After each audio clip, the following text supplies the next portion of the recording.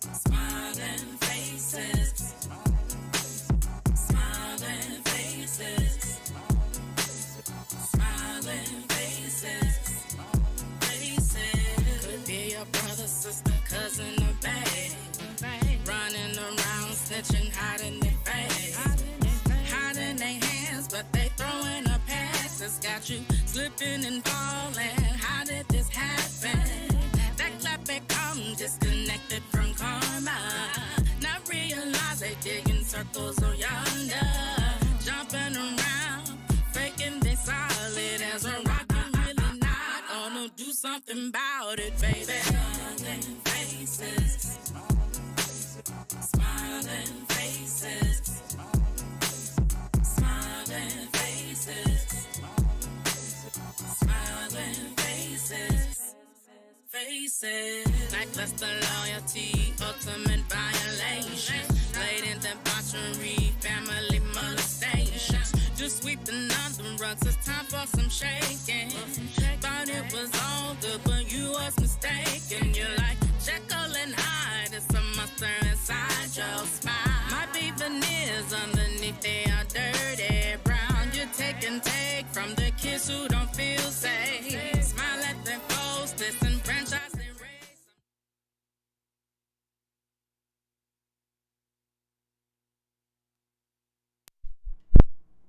My bad. What is going on? We back. We back at another week, y'all. We back at another week, man. You know what I'm saying? Thank the good Lord that we here, right? That's what we always do. Thank the good Lord we here. Thank the man above. Thank the universe. Thank everything. Let's thank everything for being here, yo. You could be anywhere in the world, but you here to be with me, and I appreciate that. I appreciate that so much. Once you come in, please hit the like button. You know how the algorithm works. You got to hit the like button because the algorithm, they favor that, right? Just do as they say. You know what I'm saying? That's how the game goes. That's how the game goes. All right, so tonight we have a few topics, man. A few topics we're going to be cooking on tonight. A few things I want to cook on by myself. I had people coming on later on today. As you heard, the single, Smiling Faces, that's from Nubia Soul Goddess. So she's coming out at 8:30, so let's give it up for that. You know what I mean? She's coming out at 8:30. Also have another returning guest. We have Chief coming on. She's coming on again at 8:30 as well. So they're going to be my co-host from 8:30 until here on out, until the end of the episode. So that's another one we got to hit the air horn for too. All right, so let me set the mood.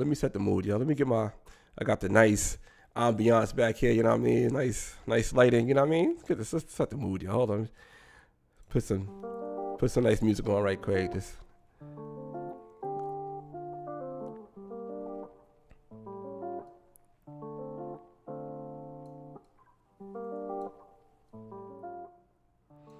all right, man.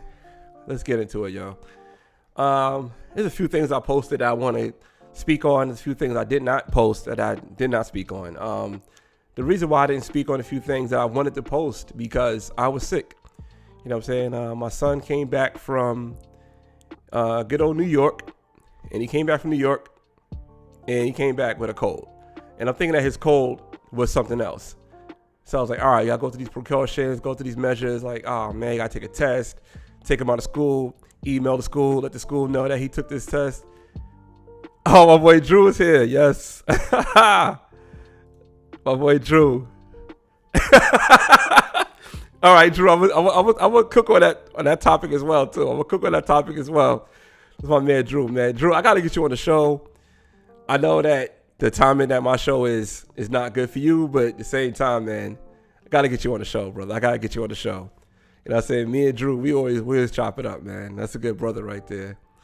But yeah, I see he was arguing with some dude on my Instagram, and it was getting kind of intense, man. I was like, why Drew like messing with these trolls, man? He lives for it. That's just how my man Drew is. But you know what I mean? I appreciate the back and forth that people have on my page, and Drew was really going back and forth with this dude. After a while, I just hit like to each comment, and I was not getting involved in it. I was like, I'm not beefing with nobody. I ain't doing none of that stuff. But anyway, man, yeah, I was sick. My son was sick. Took him to get a C19 test. Came back negative. Next thing you know, I'm sick. I'm like, damn, man, now I'm sick. I had to take off for work Friday. I was going to make up the work over the weekend, curled up on the bed, couldn't do nothing. Then I started feeling a little better Sunday, so I started making videos on Sunday again. So now I'm back at it, making videos.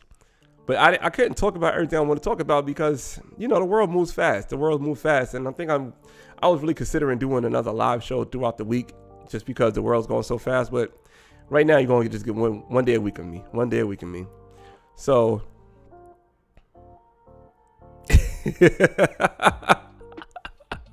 oh man, I got to get to those comments that Drew and his this other dude had. I don't know, I don't know the pronouns of the person, but they was definitely going back and forth about this Kyle Rittenhouse case, and I definitely want to talk about that Kyle Rittenhouse case too, because to me it's an interesting topic. I'm still trying to figure out why us black people are so involved in the Kyle Rittenhouse case, but we are involved in it, and that's just, it is what it is, man. It is what it is. We very heavily invested in it, and for me, I don't know why. I don't know why we so invested in it, but we are. But anyway, the first thing I want to talk about today is a lieutenant governor, Winsome Sears, and I want to talk about this whole situation with her because I find it very interesting. So Winsome Sears, if you may or may not know, she's the lieutenant governor of Virginia, right? First black woman or first woman of color, whatever the correct way of saying it now. She's the first lieutenant governor of Virginia, and to be that position. But anyway, I want to speak about her because a lot of people are not giving her props, and they're not giving her props because she's a Republican. And it's like, damn, we at a place now where we put our political party before our race, and I think that's a real issue. I think that's a real issue because we are a minority. We are a small group of people, and we need to come together, be one with each other, and keep our stuff in-house like everybody else, then figure everything else out later on. That's my opinion. But for whatever reason, we're not giving this woman this praise. You know what I'm saying? She's a black woman, Jamaican, came from over here to the country at 6 years old, went to school, worked her way up, married a black man, had a black family, became the first lieutenant governor of a state. We praised the first mayor, the first Asian woman mayor of Boston. I see people praising that. I see people praising Eric Adams becoming the second black mayor of New York City. I said, okay, people are praising the same things, but now we have a first black woman that we're not praising. It's to the point that a lot of people don't even know who Winsome Sears is.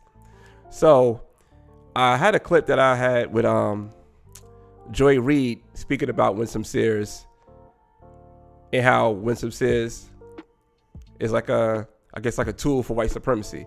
And to me, when it comes to political parties, it's like they all tools for white supremacy. I don't care if you Democrat or Republican. You know what I'm saying? Both of them don't really do for the people. I don't care. They don't do for the people. All they do is for votes and stay in power and have influences to keep making money. That's what a politician is to me. So a Democrat is not for black people. And honestly, a Republican may not be for white people. They all just about money and keeping their pockets fat. And they know they have to say certain things to certain groups to keep people voted for them. But anyway, I want to play this clip because this clip to me is damning. It's like, yo, we really have people out here caping up for other people for no reason. Let me pull this clip up right quick.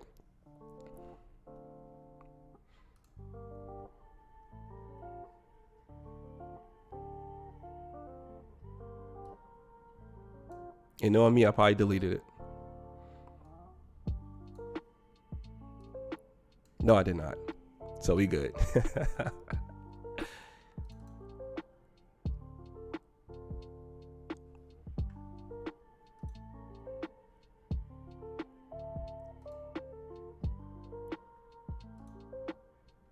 And how's everybody doing tonight? All right.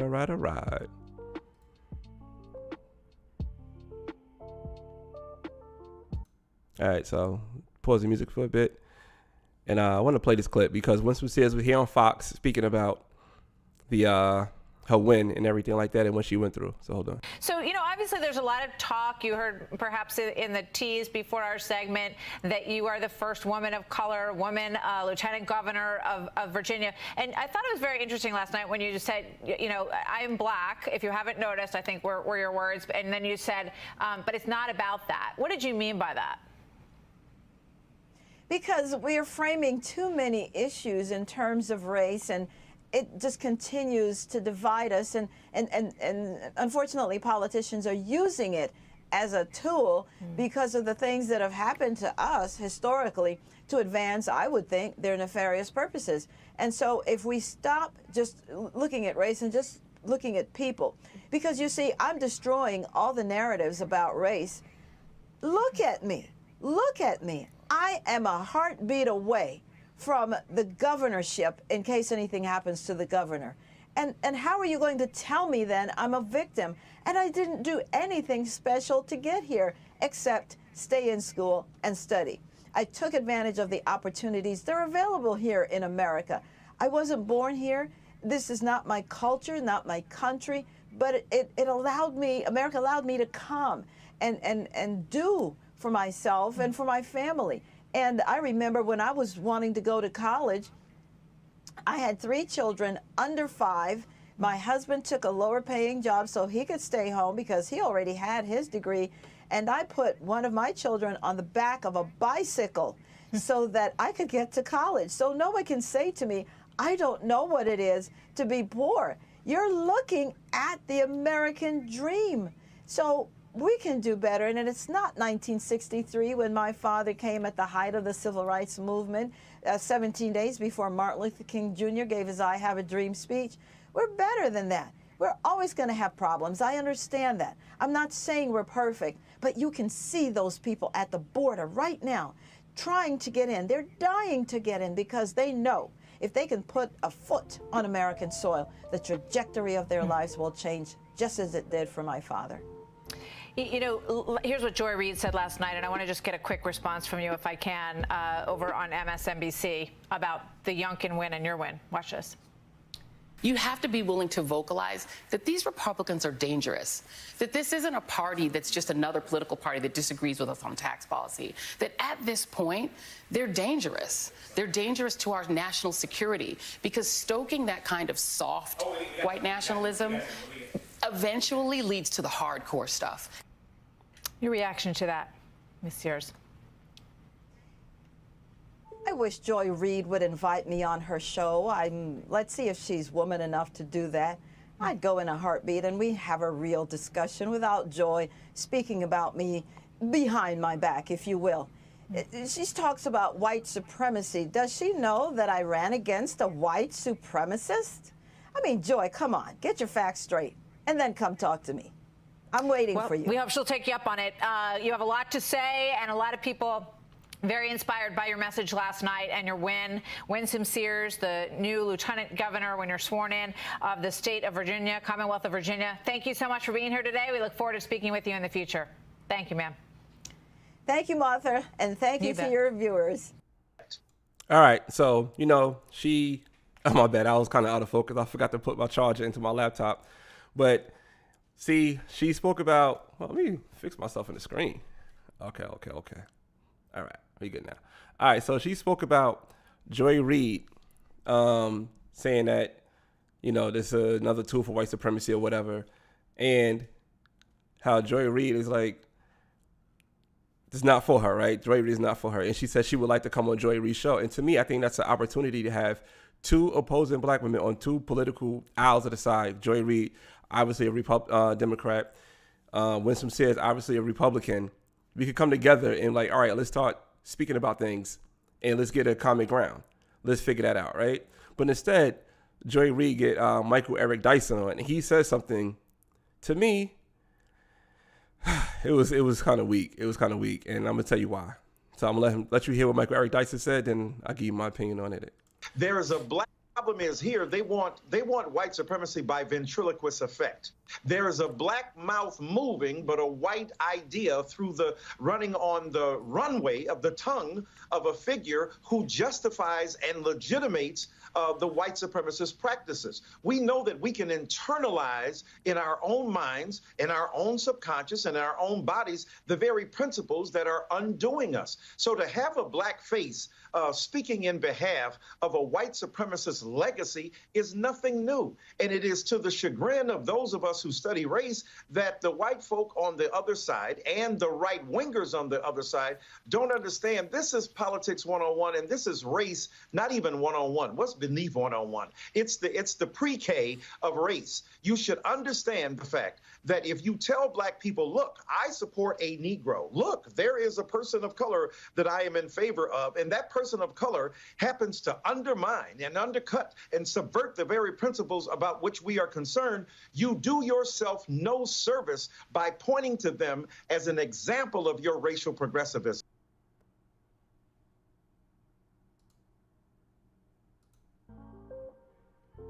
All right, so there you have it, right? So, like I said, let me get back on what Michael Eric Dyson said. And I like Michael Eric Dyson too, but I just want to get on what he said. So basically, it's weird that he's saying that Winsome Sears is a ventriloquist for white supremacy. So we can't say the same thing about Kamala Harris right now? You know what I'm saying? We can't say the same thing about any black politician, including Barack Obama. We can't say that about them. Because what did they really do for us? I'm waiting. Exactly. They just give us the hope and that feeling that, oh, one of us can make it. Just like how she did. She said one of us can make it. It's the same thing. So you want to say Kamala Harris or you want to say Winsome Sears? They both in the same boat. And I think it would have been a good thing for Joy Reid to have Winsome Sears on her platform instead of her going on Fox News and speaking to maybe people say, you know what, this is a good story right here. Let's speak about this. Let's have this be coming up and let's just grow with this. But instead, she's like, oh, let's tear her down. Let's tear down this black woman. Same thing as Joy Reid, a black woman with a black husband and a black family. Let's tear them down. Let's tear them down. And it's sad. It's sad that that's what it comes to with these people, man. That's what they all about. They all about their political lines. They're not about sticking together with people. You know what I'm saying? You see other groups of people, other people are more tribal. You know what I'm saying? You go to a little Italy. You go to a little China. You go to a little anything. They don't come on TV to tear each other down just for a political party. They build themselves up within their own community. I've seen it firsthand. I'm from New York. I've been to these places. I've been to places where I see that. I remember I was working in Bayside. That's like little Korea. And the way they ride for each other out there, you better not move wrong in Bayside. Because they all out there like that. Same, and you go anywhere in the that have a little part of the country that they call their country little, like a little China, a little Italy, or Chinatown, little Italy, whatever. They stick together. They don't come on the news and do this to each other. It is so sad that this is what Joy Reid and Michael Eric Dyson got to do to this lady. She has to go on Fox News to get her story out there. And there's a lot of black people who don't know her story. I bring people like, you heard of Winsome Sears? They're like, nah, I never heard of her. Or I see it on posts. They're like, oh, congratulations, Winsome Sears, the first black person to become this. And the people on there are shutting her down like, damn, but she's Republican, so I can't support her. How stupid is that? How stupid is that? It's so sad. It's so sad that's what it came to, man. Oh my God, yo. Let me lighten the mood up, yo. I'm gonna lighten the mood up because stuff like that pisses me off. I ain't gonna hold you. It really does piss me off. But I want to talk about something to me that's funny and been stuck in my head for a long time. It's this new artist that came. Well, I don't know if he knew or not, but for whatever reason, he's been stuck on my on my YouTube, yo.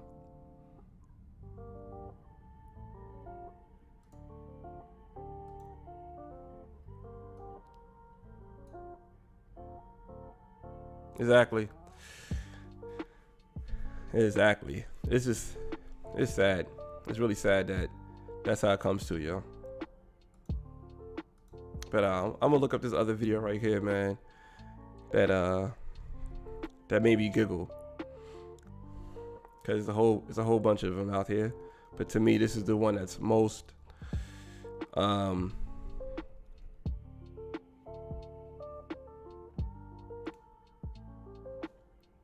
the most funniest, I guess, right? Let me pull this up right quick. Let's go, Brandon. All right, so you heard a little bit of it in the background.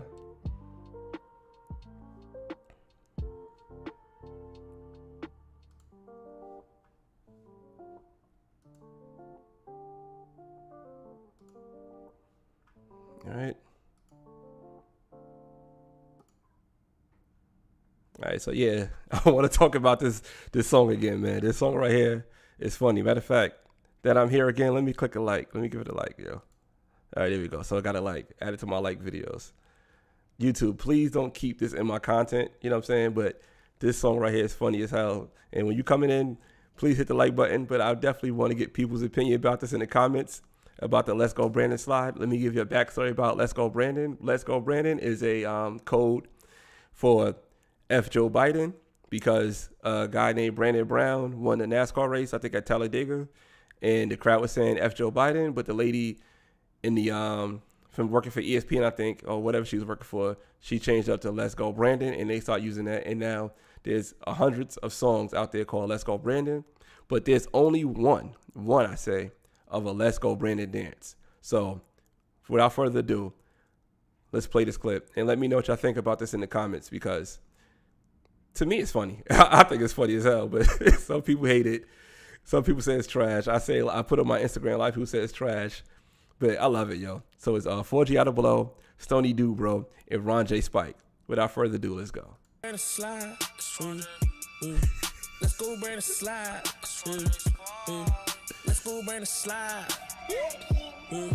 Let's go, Brandon. Let's go, Brandon slide. Let's go, Brandon. F Joe Biden, yeah, what side you on? We the people screaming aloud, yeah, what side you on? Let's go, Brandon. F Joe Biden, yeah, what side you on? We the people screaming aloud, yeah, what side you on? Left foot up, right foot side. Let's go, Brandon, yeah, the gang outside. Left foot up, right foot side. F Joe Biden, know the gang's outside.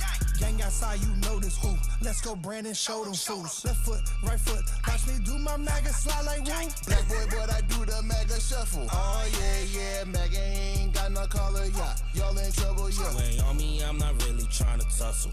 Let's go, Brandon, dance. No, this not the Cupid shuffle. If you was a lib, then I make you dip, no ruffles. Pro USA, don't try put me in no bubble, hey. Let's go, Brandon, F Joe Biden, yeah, what side you on? We the people screaming aloud, yeah, what side you on? Let's go, Brandon, F Joe Biden, yeah, what side you on? We the people screaming aloud, yeah, what side you on? Left foot up, right foot slide. Let's go, Brandon, yeah, the gang outside. Left foot up, right foot side. F Joe Biden, know the gang's outside. Sleepy Joe, he got 2 left feet. He always in the basement hiding so we can't be impeached. Patriots, we in the streets in DC marching for peace. My mama told me be a man, better not be a sheep. Hit that 100 Biden prison post, niggas fade away. Gun-toed patriot, play with Drakes like banjo. At war, Biden at home eating ice cream. Yeah, I vote 45, why them dams do not like me? Okay, you see them dams cheat more than a lonely wifey. Don't want another Jan 6, then stop talking spicy. Don't want another Jan 6, then stop talking spicy. Real patriots, we linking up, real patriots uniting. We got the juice, we got the proof, yeah, that they stole them votes. Never let them see you sweat, never let them steal your hope. It's 40, go cha-cha, this AK, go rata. That 40, go cha-cha, this AK, go rata. Let's go, Brandon, slide. Hey, Stony, fire, bruh. Hey, Blow, you crazy for this one. Let's go, Brandon, let's go, Brandon, let's go, Brandon, slide. How you vote for Biden, dog? It's Rodgers. Easy, man. It's Rodgers Spike. My favorite part of the video when he says, "How you vote for Biden, dog?" That's my favorite part of the video.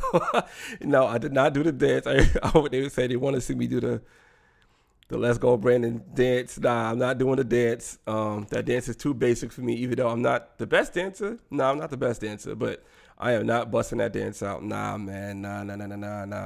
It's not happening. It's not happening, man.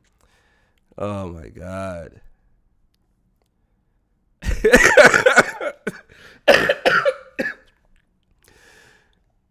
Yeah, I can see Florida. Like I said in my video, I think it's in Pensacola. I'm going to say Pensacola. I'll say North Florida. I'm going to say North Florida. Like I said, man, next time this guy does. Matter of fact, this guy, he dropped another video as well. He dropped another video. I seen it because now that he's all in my timeline and whatnot. Well, I walk through the smoke on stage and the girls scream, make them hot, make them melt like art. No,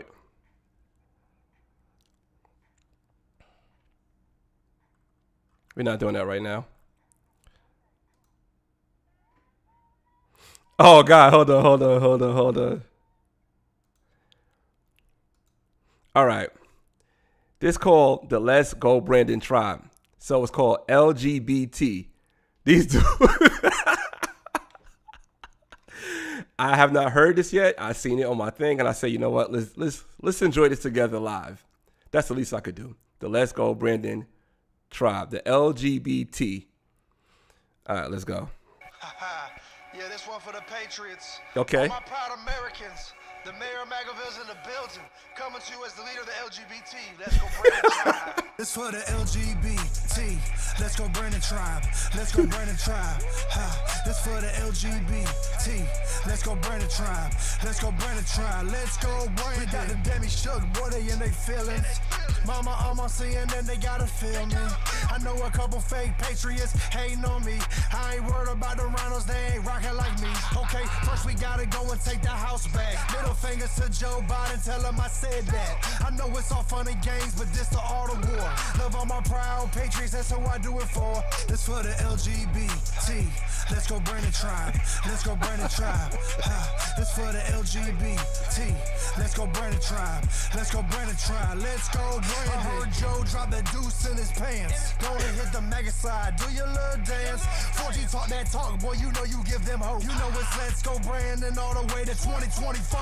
You know we up right now, this red wave got me surfing. They come all at the border, told them Demis get to work. All my proud Americans, just throw it up. Watch us take our country back while they burn it up. This for the LGBT. Let's go Brandon Tribe. Let's go Brandon Tribe. This for the LGBT. Let's go Brandon Tribe. Let's go Brandon Tribe. Let's go Brandon. Yeah. Left foot, right foot. Woo. Let's go Brandon, baby. Hit that mega slide on them Demis. We in the building.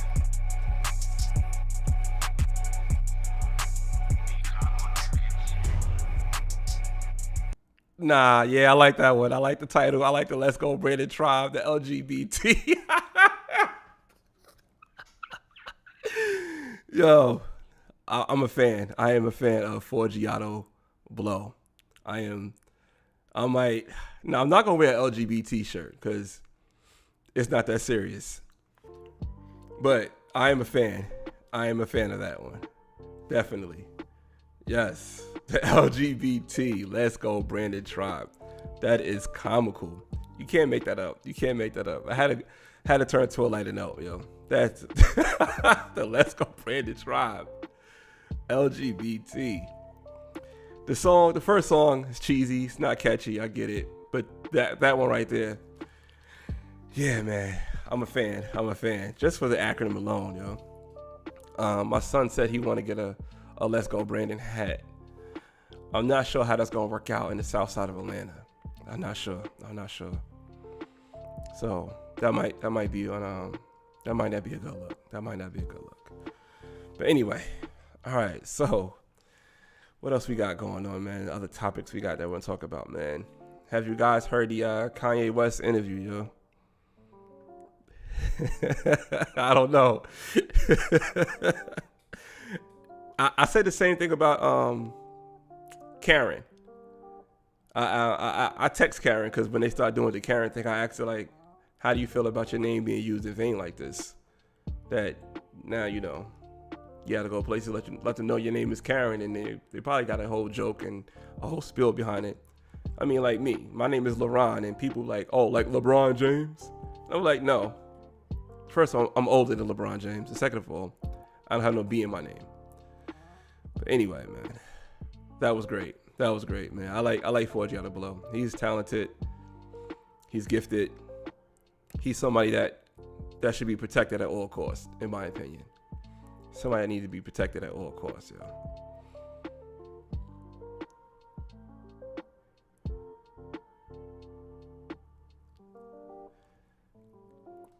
Yeah, I agree. You need to cash in. But I think he won't do it. It seems like NASCAR don't feel like being involved in the politics no more.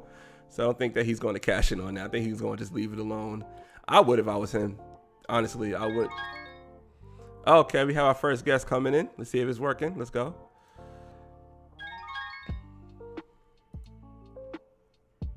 All right. Well done.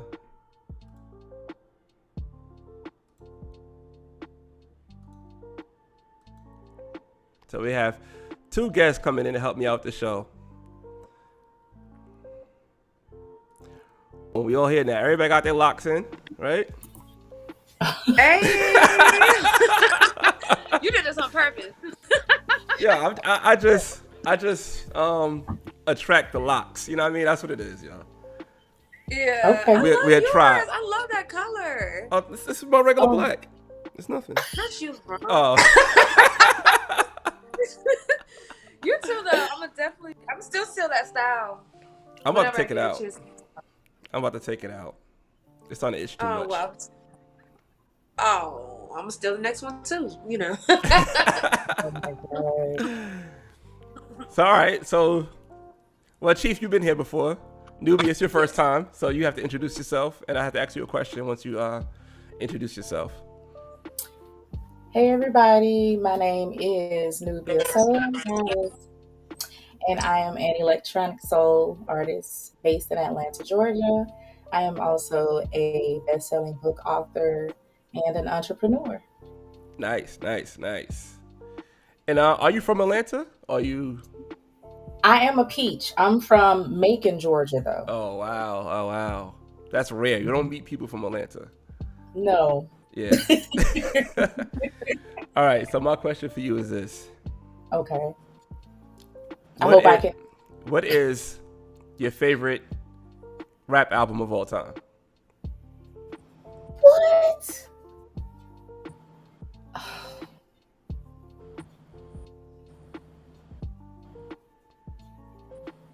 Of all time. Chief, you got an answer? I got an answer. Ask me. Oh, I'm saying now I'm asking you. Oh. I gotta make sure I get the right one though. Gotta get the right one. Let me make sure. I don't have one either, so. Okay. Well, I'm torn between two albums. Okay. Outkast, Aquemini, and The Love Below. Okay, because you from Atlanta? Oh, you from Georgia? Because I'm from Georgia. Okay. See, my favorite Outkast album is AT Aliens. Really? Mm-hmm. I have it downloaded on my phone. Like, I would buy it again if I had to. Okay. Yeah. Chief, what's your favorite PD Pablo? The Franchise Boys. Franchise. I'm just playing.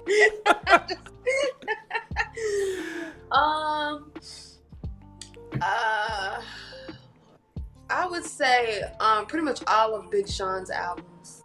I love Big Sean. Like I feel like he's so underrated. Like this last one was pretty cool, but the ones before that I really like. Yeah. Yeah. I like Big Sean. So that's a segue. Let's get into this Kanye West interview. You guys heard it? I did. I did not. Oh. It was a long one. Yeah, it's 2.5 hours. Yeah. Wait, just like the album?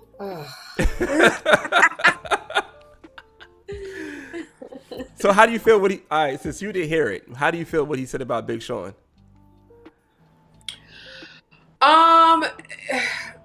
I don't know what he meant by that, first of all. Like, when he was like, that was the worst mistake. Like, I'm like, what do you mean that was the worst mistake? Like, yeah, Nubia. So he said, not to cut you off, Chief, he said that signing Big Sean was the worst mistake he ever had in his life. Yeah, and I'm like, I don't know what he meant by that. First Yeah. of all, he's a lyrical, I won't say genius, but he's very hella talented. Mm-hmm. I don't know if he means by because of the legal situation they were going through or whatnot. Yeah. But yeah, I definitely don't agree. I think it was the worst mistake for Big Sean.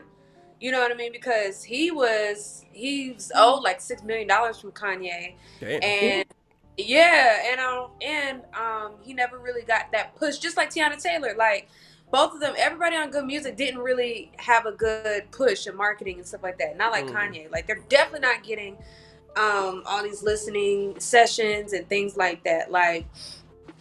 So I would say it was more beneficial for Kanye than it was for Big Sean, but luckily, but he still owed money. So I'm still. See this comment right here? Big Sean had albums. I can't even name one joint. Oh, don't do that. He had ass. He had ass. How you don't know ass? Like you gotta go. Everybody who's like, dang, he's out. Just go listen to him. Like no, Big Sean. I like Big Sean. Yeah, he's fine. He's really fine. All right, now I don't mean to be jumping around, but I want to Nubia. I played your song earlier. I don't know if you heard it or not. No, I didn't. I'm sorry. All right, so I can replay it again. So Nubia is a wonderful, talented artist. Oh, thank you. Yes, and Chief, you like music? Yes, I do. Okay, so now we're all in the same boat.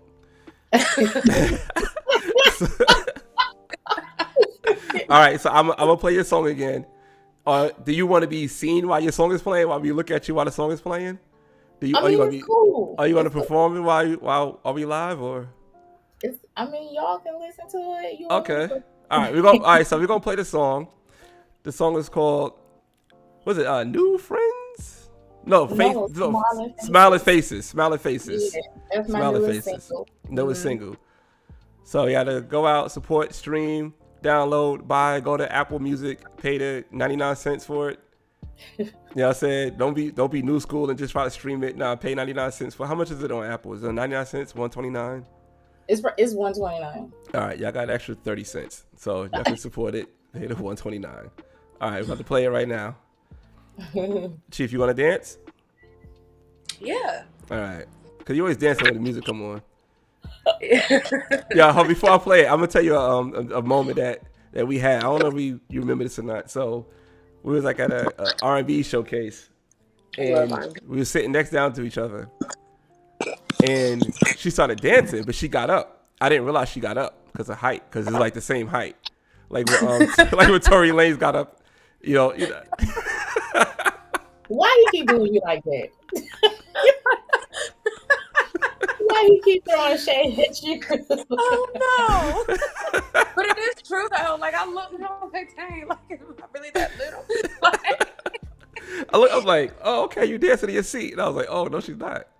Oh my God! Don't do her like that. It's all love. It's all love. Oh God! All right. So let's play this song.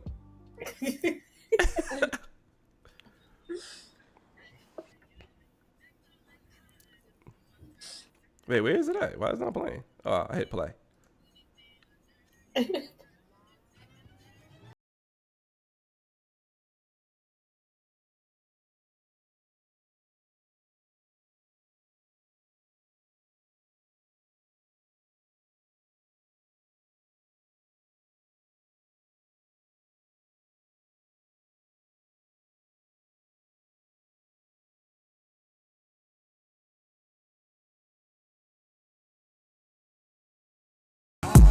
Smiling faces, smiling faces, smiling faces, faces. Could be your brother, sister, cousin, or babe.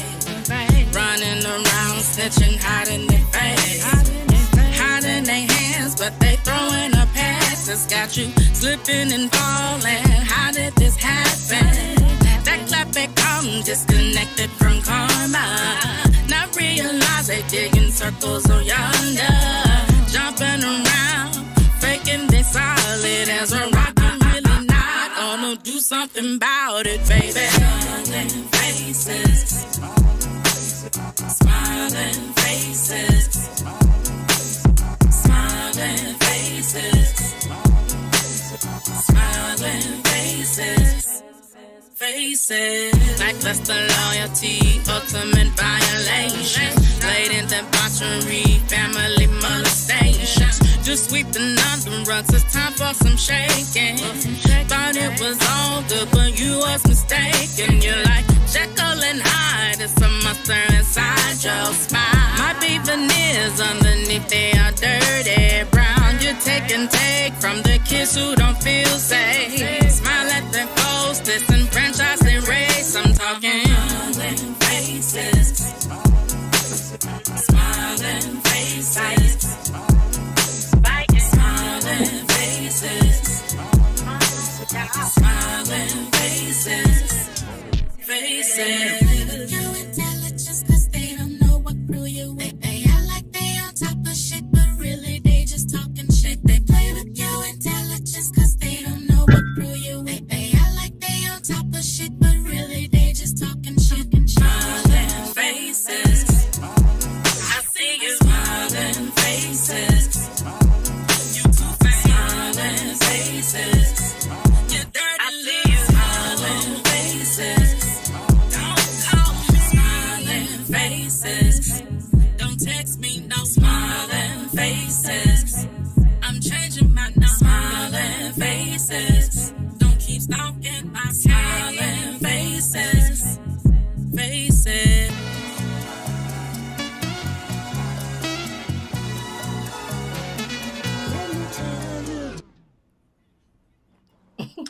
That's it. Yeah. How old is that song? Or how like recent? Wait, like a week ago? September. Oh, September. Oh, I okay, saw on that's the YouTube it said like new- November something. That's why. Well, no, like, so I'm working under Amnesty Records right now, which is also in collaboration with Sony Music with Hot Miz. So it released on their channel in September, Okay. but we just uploaded it to my YouTube channel Okay. last week. So, yeah. All right. So, with that being said, now I have to ask this question: am I going to get strike from YouTube because I played that? No. Okay. Because I play my son. I play my son's song, and YouTube's like copyright. I'm like copyright. Like that's my son. That's like. Well, see, when you understand, oh, thank you guys. Thank you so much, Mr. Spinks, Sean, Mr. Muttmeat. Like, when they're talking about copyright, is because basically you don't own the publishing. Okay. So it's like you got to have some type of permission to play it, like on your channel. But I'm here. You have the permission, but Yeah, like it's just how it's the algorithm. Yeah, like I play my son's song, and then like I have to. I'm like, that's my son. Like, Right, because I'm the his guardian.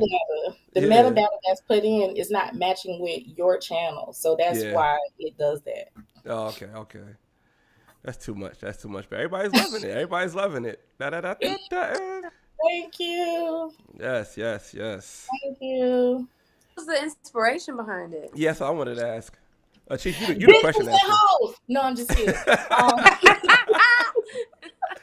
But yeah, I mean, yeah, bitches and hoes. Like, this song is dedicated to my best friend who's actually here right now visiting from Philly, and my daughter and myself. It's about the things that we went through in life that really, really hit us hard. And I knew that a lot of people go through a lot of the same things, like the molestation, you sweeping on the road. Like, molestation is something that's really rampant in families, and people don't talk about it. They sweep it under the rug. Yep. Yeah, just smiling faces. People you think that your friends, they not really your friends. You know, they say one thing to your face, and then they be like, "Girl, like Yeah. so." Yeah, that was a diss song. Hey, but you know, that was a nice, like, it was a nice diss song. Like, you know what I mean? It wasn't like, first off, fuck your bitch and you know what I'm saying? Like, I would have known that was a diss song. You know what I mean?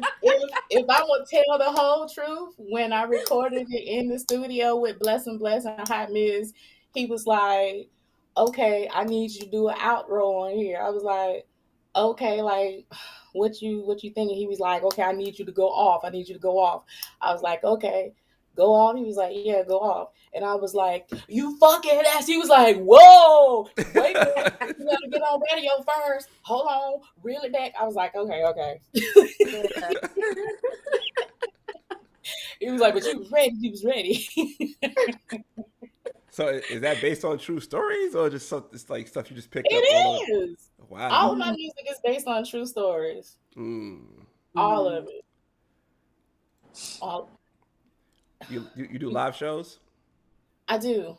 I haven't done many this year or last year because of the pandemic. And of course, people in businesses, their money not really what it was prior to the pandemic. But, that's part of it. That's part of it. You have those cycles of like busy seasons, and then it gets a little slow. So that's part of it. Or maybe you should work in the slow season so when people still looking for stuff. Everybody always looking for something. Yeah. Yeah. Atlanta's like, I ain't gonna say never sleeps, but it stays up pretty late. So yeah. I mean, but when it comes to work, for me, work isn't just live shows. Work is doing background vocals for other artists, live or in the studio, writing, that kind of thing. Because I do a lot of stuff for other artists on their music, but people don't know that. That's good. That's good. To keep the money flowing in. That's it's like the business side of it. Yep. That's good. Yeah. So what do you like better? Like, do you like when you write for people, are you in the studio with them, or do they send you like a reference or like a beat and then you go in? Like, how's that process? It depends. A lot of artists that are like out of the country, typically they send me, Okay. Like those artists, they tend to just send me the track and tell me what they kind of think about the song that they want written and let me just do whatever. But most of the artists here that I physically go into the studio with, they usually already have the words and they just want me to put life into it, do the vocals for it. I like to call myself the harmony hoe. I'm big on harmonies. So that's typically what they be looking for because they can't hit those notes, like a lot of rappers, basically. So, I do a lot with rappers. Really? Wow. Rappers and poets. That's interesting. A spoken word artist. Wait. So you write for poets? Not necessarily writing for them, but if they want me to do a hook, I'll write the hook. And I'll sing the hook on the track as well. Damn. I mean, I'm a writer. I write books. Let's talk about your books. What books you got? I have a 3-book series called Bittersweet, which is actually a memoir of my life, which made me a best-selling author. And then I have a standalone book called The Unwed Wife, which is it's Wait, kind the unwed wife? The unwed wife. Girl, what's that about? So The Unwed Wife is about a couple who go through a hard time, and the wife has a couple of friends who are kind of shady, but turns out that they're shady because they're related. She didn't know they were related at first, but it gets her real friends are related to her? To her. And they know, but she doesn't know. Right. But it all comes out after a night of fun at like a strip club, and her and her husband get into it. And long story short, like she ends up leaving her husband for another woman. Wow. Yeah, don't give us the whole book. We got to buy it. Oh, trust me, I didn't. Okay. Yeah, there's a lot more to that other woman. Yeah, it's fucked up. That's how I keep my balance. Like I write some fucked up shit, but I'm like a great person.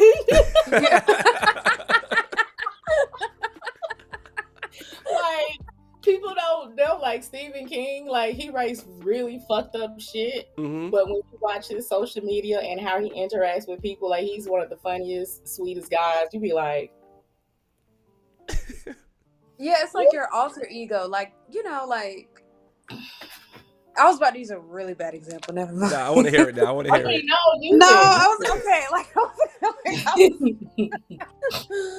I was telling I don't know how we got on the subject, but I was talking to my friends about something, and I was like, "Do y'all like when y'all watch porn? Do y'all watch stuff that you would never do? Like, is it like that?" Me. Like I get it because I'm working on a book right now that I've kind of like been procrastinating about, but because I'm my own publisher, I have my own publishing company, I can really do what the fuck I want. But like it's one of those books that's just be like when you get to a certain point of reading it, you can be like, what the fuck? What is she doing? This is horrible. But you gotta finish reading it to get to the end because it's a twist to it, and you're gonna be like, oh, thank God that wasn't real, but oh my God, like, yeah, I write like fucked up shit, twisted shit. So would you want your books to become like a movie? Absolutely. Yeah, I would want Jordan Peele to produce it. I would want him to do it. Sorry, Tyler. Sorry, Tyler Perry. Yeah, sorry, Tyler. He's finally creating a writing room, and that's the best thing he could have said all year, to be honest. Who, Tyler Perry? Yeah, because he writes his own stuff. Like he's never had writers or a writing room, but now he's open to it. Yeah, I think that's a good idea. Yeah, because you get burnt out. You need help. Yeah, I know it's just some episodes where it's just like. Yeah. He need what he need like a wig room. Yeah.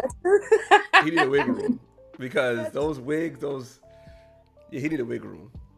Everybody here look crazy on Tyler Perry. Everybody here look crazy on Tyler Perry. Oh my gosh. I tried to tell them, but they didn't let me in the gate, so that was. Oh my gosh. It was COVID. All right, you wanna? We kind of derailed from the Big Sean, everything from because since you didn't hear the well, I can't think of what to say. Oh, you didn't hear the interview. Oh. Yeah. I mean, but just to think about who Kanye is and his behavior over the years, like, and it's no disrespect to him because he is who he is. His life is his life. But you gotta think sometimes, like, is he really like aware? Is he conscious when he's saying certain things? Because you gotta understand, dude is fighting some mental things. Yeah. I think in his interview, it kind of shows that how he processes his mind and how he comes to thoughts. Would you agree with that, Chief? He as a fellow Gemini. Oh yes, he is. As a fellow Gemini, I now understand what it looks like when we talk to people about ideas. Like it's kind of all over the place. And if you don't like follow the drift or whatever, because sometimes Tupac would do the same thing in his interviews. Like it would kind of be all over. You don't understand it. Donald Trump. But really, I just think he's just a very, very deep thinker. Like he's just not very surface. But I'm not even gonna lie. Sometimes, like when he was speaking, like throughout this 2 hours, I was like, "What are you talking about?" Like he would jump from one thing to one thing. Yeah. But this is how quick his mind goes, and you just have to follow it. There was a lot of good points that he did make. But then there was other parts where it was like, "Whoa!" But then he contradicted himself a little bit, like in some certain senses. But yeah, like I mean, the Big Sean thing, I thought it was kind of messed up. Like I said, I think that he benefited more from Big Sean than Big Sean benefited from that situation. Yeah. Same with Tiana Taylor. But I think every artist benefit the label benefit more than the artist. I want to see the contract. Yeah. Because that's what tells you everything. Mm-hmm. Yeah. I did like how he was giving props to Jay-Z and Ash. And he was giving people his flowers. And I like the story about how he was, who was it that gave him his name? I can't remember his name. Siegel? Beanie Siegel. Yeah, Beanie Siegel. Yeah. And I like his honesty. Like I thought it was dope. But But I thought it was funny how they were counting how many name drops. Oh, how many was it? Do you know? Like 32. Yeah, he had a lot of name drops. But yeah, Kanye is influential. Like Kanye, and I think that he's definitely changed the culture. I think Donda was a pretty good album. Like if you really go back and listen to it, I like it. yeah, and like Uh-oh. and I didn't realize there was no cussing in it until like I listened to it the second time. Yeah. Newbie, how you made that face? What happened? You not a fan of the album? You don't like the album, girl? He was looking at him like, what the fuck? I mean, okay, listen, I'm an artist myself, and I know you have your audiences, you have your fans. It's not for you. It's not for you. Was it too churchy, or was it too like? What was it for you? It was just... She is disgusted. All she doing is rubbing her hands and just smiling. Yeah, That's it. I don't know where to begin. It's like, okay, like every artist has their way of capturing their ideas. Right. And sometimes it might just sound like mumblings or whatever to the next person. Like if you have your phone that you use to record your ideas on, like I do, like I use my notes and my recorder and my phone a lot of times. Mm-hmm. So it might just be like a little snippet of something, but it kind of seemed like little snippets that were like just elongated for 2 hours. So you saying that as an artist. Like me, I'm just a fan listening to music. It just seemed like everything was just, it probably was thrown together. I'm a fan too. It's just,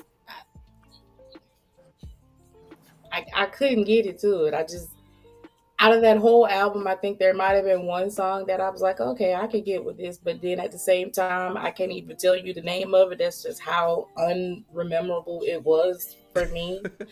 I'm so not shitting on him, like for real. I'm not. It's just I couldn't. It wasn't about it being churchy. I was born and raised in a church. I could, yeah. Sorry, Kanye. Sorry. He forgives you. Sorry. I'm sorry. I'm sorry, because I'm sure somebody don't like my voice. I know I have a different voice than most people will expect coming from me, but I couldn't get into it. Yeah. Like I literally was like, okay, I need a nap when I finished listening to it. I was like, it was like a workout. It was draining. Yeah. There's albums like that. I remember it was a J. Cole album that was pretty draining. I'm like, I can't do this again. What album? Damn, I forgot which one it was. But it was one. It was so long. I'm like, why is it still going on? Why is this not the last song? I think that's a trend. Like a lot of people don't like really, really long albums, which it can become overwhelming if you. It can become overwhelming. That's the thing with back in the days. Like, they don't do long albums no more. They just do maybe 40 minutes tops. Yeah, because of the way people's minds work now. But like we've been programmed to do that. Remember, they used to come out with double disc CDs, like album part 1, part 2. Right. Like damn near 3 hours. No more. Yeah, but it would be 3 hours of like real music. Yeah. Like people who sat in the studio and played instruments, where it was like just riding to the music alone was a vibe. Like Marvin Gaye's "I Want You," like that full song, like it has an intro. It's like what 2-3 minutes long or some shit. Like it's a vibe by itself. You forget that there's a damn song by the time he starts singing. Yeah, exactly. Which one? Isaac Hayes had a song like that too. Right. Yeah, I let my son hear it. I was like, when the song gonna start, Dad? Like his albums was just as long as that song that he listened to. Right. Yeah. But I mean, they just gotta reprogram people. I mean, once they reprogram people, it'll flip. Do you think that streaming had changed that? Because if you think about it, right, like, wouldn't you make more money or get more streams to say, for example, you had a 2 minute song, like Summer Walker, right? Like on her Over It album. None of her songs lasted more than 2 minutes. And you play them over and over and over and over again. You know what I'm saying? So that doubles more streams versus if it was like back in the day, I'm pretty sure it wouldn't have been 2 minutes because everybody's buying the album. So, we can't like count how many times you're playing the CD over and over. You know what I mean? Yeah. Maybe streaming have changed that way. I think, and radio too. I think that's part of it, but ultimately, it's like it's a mass media thing. Because just think about it, and this is where artists really get fucked up at because they don't understand part of the business, not even all of the business, but just part of the business. Like, you put out a song, and if you really want to get traction on a song, you really look to spend anywhere from $20,000 to $50,000 on that song per market. Yeah. They don't understand that. So it's like it's different. It's different things. It's different things that really played a part in it. It's not just streaming, in my opinion, but part of it is comprehension, the level of reading. A lot of people can't read. A lot of artists can't read. Just think back in your mind, like how many artists went back and finished and got their GED or their high school diploma after they became an artist, and how many like publicly admitted after years like they struggled with their reading. That's really part of it because they don't read well, they don't comprehend well, and that's a lot of people in the world. So it's like, how do we make this applicable to everybody, not just the people who don't read or comprehend well? It's like you break it down to its most simplest function. I feel that. I'm sorry, I'm a bit of a nerd. No, you're right. Because look at R. Kelly. He said he can't read. Right. And this man has made millions of dollars. Yes. And he can't read. Why would he learn how to read? He could do what he did. Right. But and people don't believe that he can't read. I'm like, no, it's a lot of artists that cannot read. Yeah. Because they realize, well, I won't say realize, but they feel like once they make so much money and they have such an effect on people, I don't need to learn how to read. Why do I need to learn how to read now? Like, people know me. I could pay people to do this. I could pay people to do that. I could pay, whatever. Yeah, and just to go for that, on the Kanye interview, he said that. He said, I'm not the best reader. I can't read that well. He said that himself. See? He said, that's not, and here that's, comes that's somebody like me who writes books, who likes to read, who will talk and communicate. I like to think very well. Doing songs with double meanings in them, what they call double conundrums. It's different for me to market and promote. So it takes a little bit longer for me to kind of get on, so to speak. Yeah. Because that's a different kind of audience. Yeah. Yeah, I be talking to my son about that. He does music, and I'm like, he let me hear the music. I'm like, I can't get with this because it's just the same shit over and over again. They call that chant music. Yeah, they trap you That's in. that chant music. What's that, chant? Yeah, like a lot of their music is chant music. They say like 2 or 3 words over and over again. Yeah.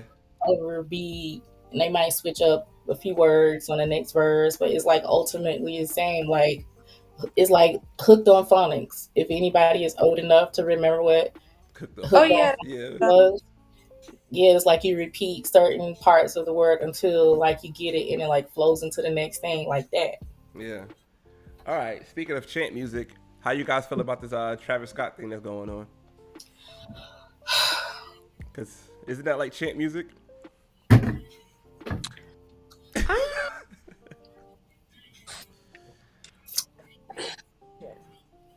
She's where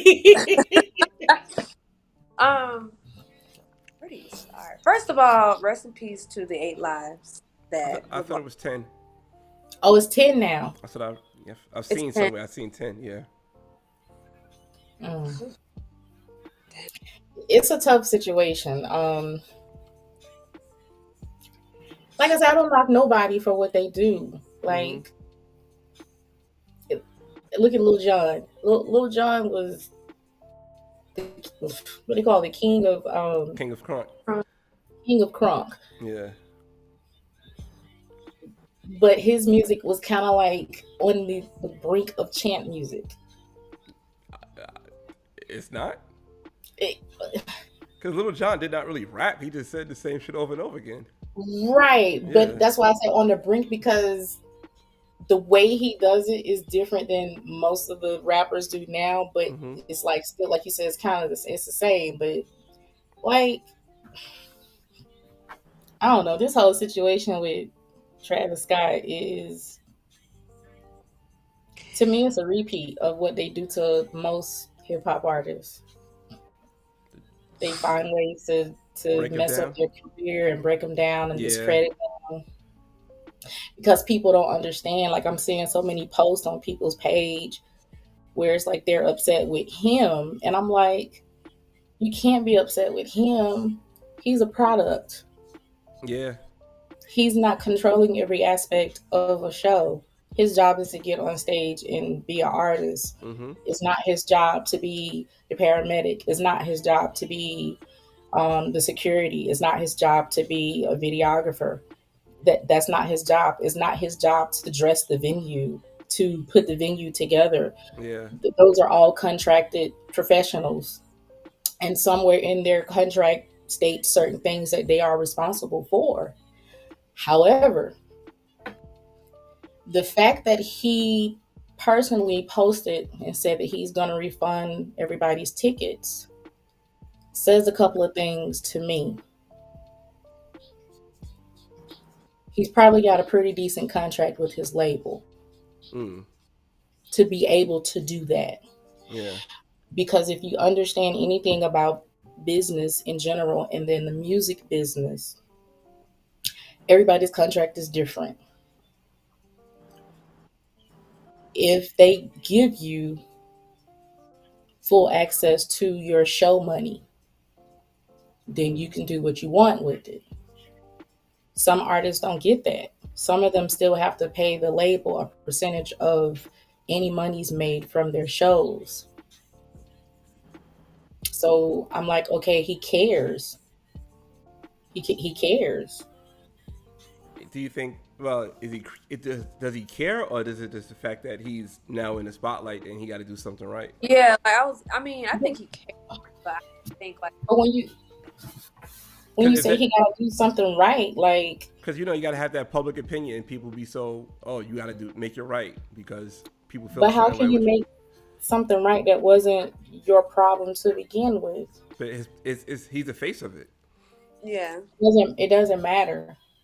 It's like, I mean, it does matter, because if he's the face of it, they're going to just put it on him. You know what I'm saying? It doesn't, like, you can break it down and say it doesn't matter, but he got to be the public face of this whole business, which is Travis Scott. So he got to do what's right to keep his business flowing. You're right. I get that. But it's like, that's why I'm like, I have to see paperwork. I like seeing paperwork, because your paperwork tells you everything. It tells you who's responsible for what, at what percentage, and at what time, like all of that. Because a lot of times artists do things because they're empathetic, not because it's their job to do anything about it. Yeah. You see what I'm saying? Like, that's why when you purchase tickets for some shows, it tells you in the fine print, they're not responsible for any refunds. That's on the artist or the artist company to issue any refunds. So, like, the kid, and I really feel bad for the little boy, I think he's 9 years old, who was fighting for his life. Yeah. Like, me personally, I know everybody parents differently, but me personally, I wouldn't have a 9-year-old at a concert like that. Yeah, me neither. Regardless of whether he's a fan or not, it's like, you gotta be logical in some things. Like, you're old enough to know as an adult and as a parent, is this an environment I want to put my 9-year-old in, even though I'm there with them? Because everybody knows when you go to those type of concerts, they're drinking, they're smoking, they're doing drugs, they're shooting up, they're doing everything in the audience that you could fucking imagine. Yeah. As me, as the product, as the brand, I can't control all of that going on out there. Yeah. And at the same time, I still have to do a job for the other so many hundreds of thousands of people that aren't doing all the crazy shit that came to see me. So it's like, how much time am I gonna spend on saying, hey, go do this, go do that, go do this, go do that, go do it. It's hard. People don't understand when you don't do the business yourself, you really don't understand how hard it is to be able to split your mindset and your attention to say, okay, I'm gonna finish this song and then I'm gonna direct. It's like you paying people to do their job. Yeah. You can't. It's hard. It is hard. It's hard. It's a double-edged sword. It's hard. That's why I'm like, I feel for Do you him. think his music is demonic? Because we had this coming right here, like he just saying retarded, demonic-ish. I want blood and shit like that. I mean, most of the shit that people watch on TV is demonic, and they don't even realize it. Yeah, I'm that chick. I'm very spiritual. I see a whole lot that people don't understand that they're looking at, and I'm just like, what's so different about what he's saying versus what you're watching on TV? You don't have a clue, but you see something that scares you because you don't understand what you're looking at or what you're hearing, and the first thing you want to say is it's demonic. I mean, honestly, I never really listened to Travis Scott. I can't tell you if it's Me demonic or neither. not. Chief, you listen to Travis Scott? I mean, yeah, I did. I never thought it was demonic until like I started watching his interviews, and he actually had a special on YouTube. What was it, a couple years ago? His concerts and things like that. So like just seeing that, like I could imagine like the environment that they were in this time, because his concerts do look crazy. Personally, would I go to him? No, because the way my short temper is set up, like I don't want people like moshing into me and running into me and things like that.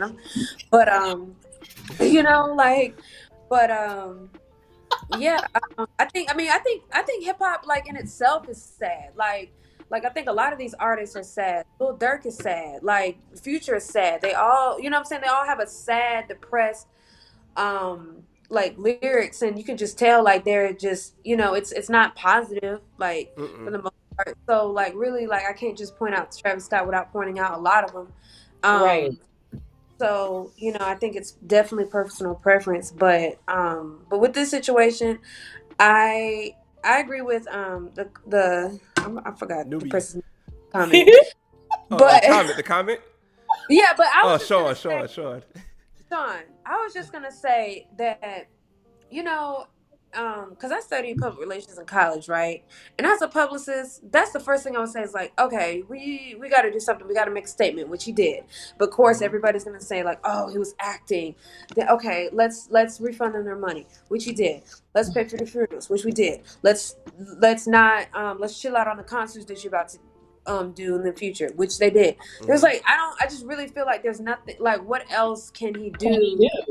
Yeah, like what else? There's only so much he can do. Yeah, and it's not gonna bring lives back, unfortunately. And I really hate that happened. And I even feel bad for the people who are still alive, but they, you know, but part of them died inside because of the trauma they have seen or felt, you know, and the healing that they have to go through too. So, and I did see something where, was it Live Nation? Like it was like they were it was only supposed to be like 26,000, but they overcapacitated. Like everybody has to be held accountable at this point. It's not just Travis Scott, but of course he's the face of it, so of course he's going to take the run. And that's just what the sad part of being a celebrity is. It's like no matter what happens, you're always going to be at fault. Like that's just it. Yeah. And I don't agree with it. I think that and I always wonder, like, will concerts change now? You know what I mean? Or like the way the capacity, or like how will they change to stop this? But or is there even a way to stop this? Because people used to fall out for Michael Jackson. People used to fall out for Prince. Yeah. Right. So, you know, so I just don't. I just think that the social media has heightened it even more, and it's an unfortunate thing. And I really wish I could talk to somebody who was actually like there, because a lot of people who were talking shit weren't even there. So, Yeah, you know, that's true. I feel you on that. That's yeah, basically my point. Is like people saying stuff, and I'm like, you're not even in the industry. You don't even understand a third of the things that go on or how they operate. yeah, Yeah. yeah, mm, All right. yeah. So speaking of like low frequency music, have you guys heard the Summer Walk album? You think it's low frequency? I haven't heard it yet because people had so much negative to say about it. I was like, I don't want to give it time. Really? Yeah, they calling it bitter bitch music. Bitter, Oh, bit of baby mama music. First of all, bitter baby. shout out to London on the track, the first dude to be on a diss track and make money off of it since he produced it. He didn't produce nothing. He He didn't. didn't write. He didn't produce it. No, no. Mm-mm. I thought London on the track did some Yeah, work he on the had album. credits. He didn't produce it. Like she, But did he make money off of it? yeah, yeah, All right, so shout out to him for making money off of his diss track.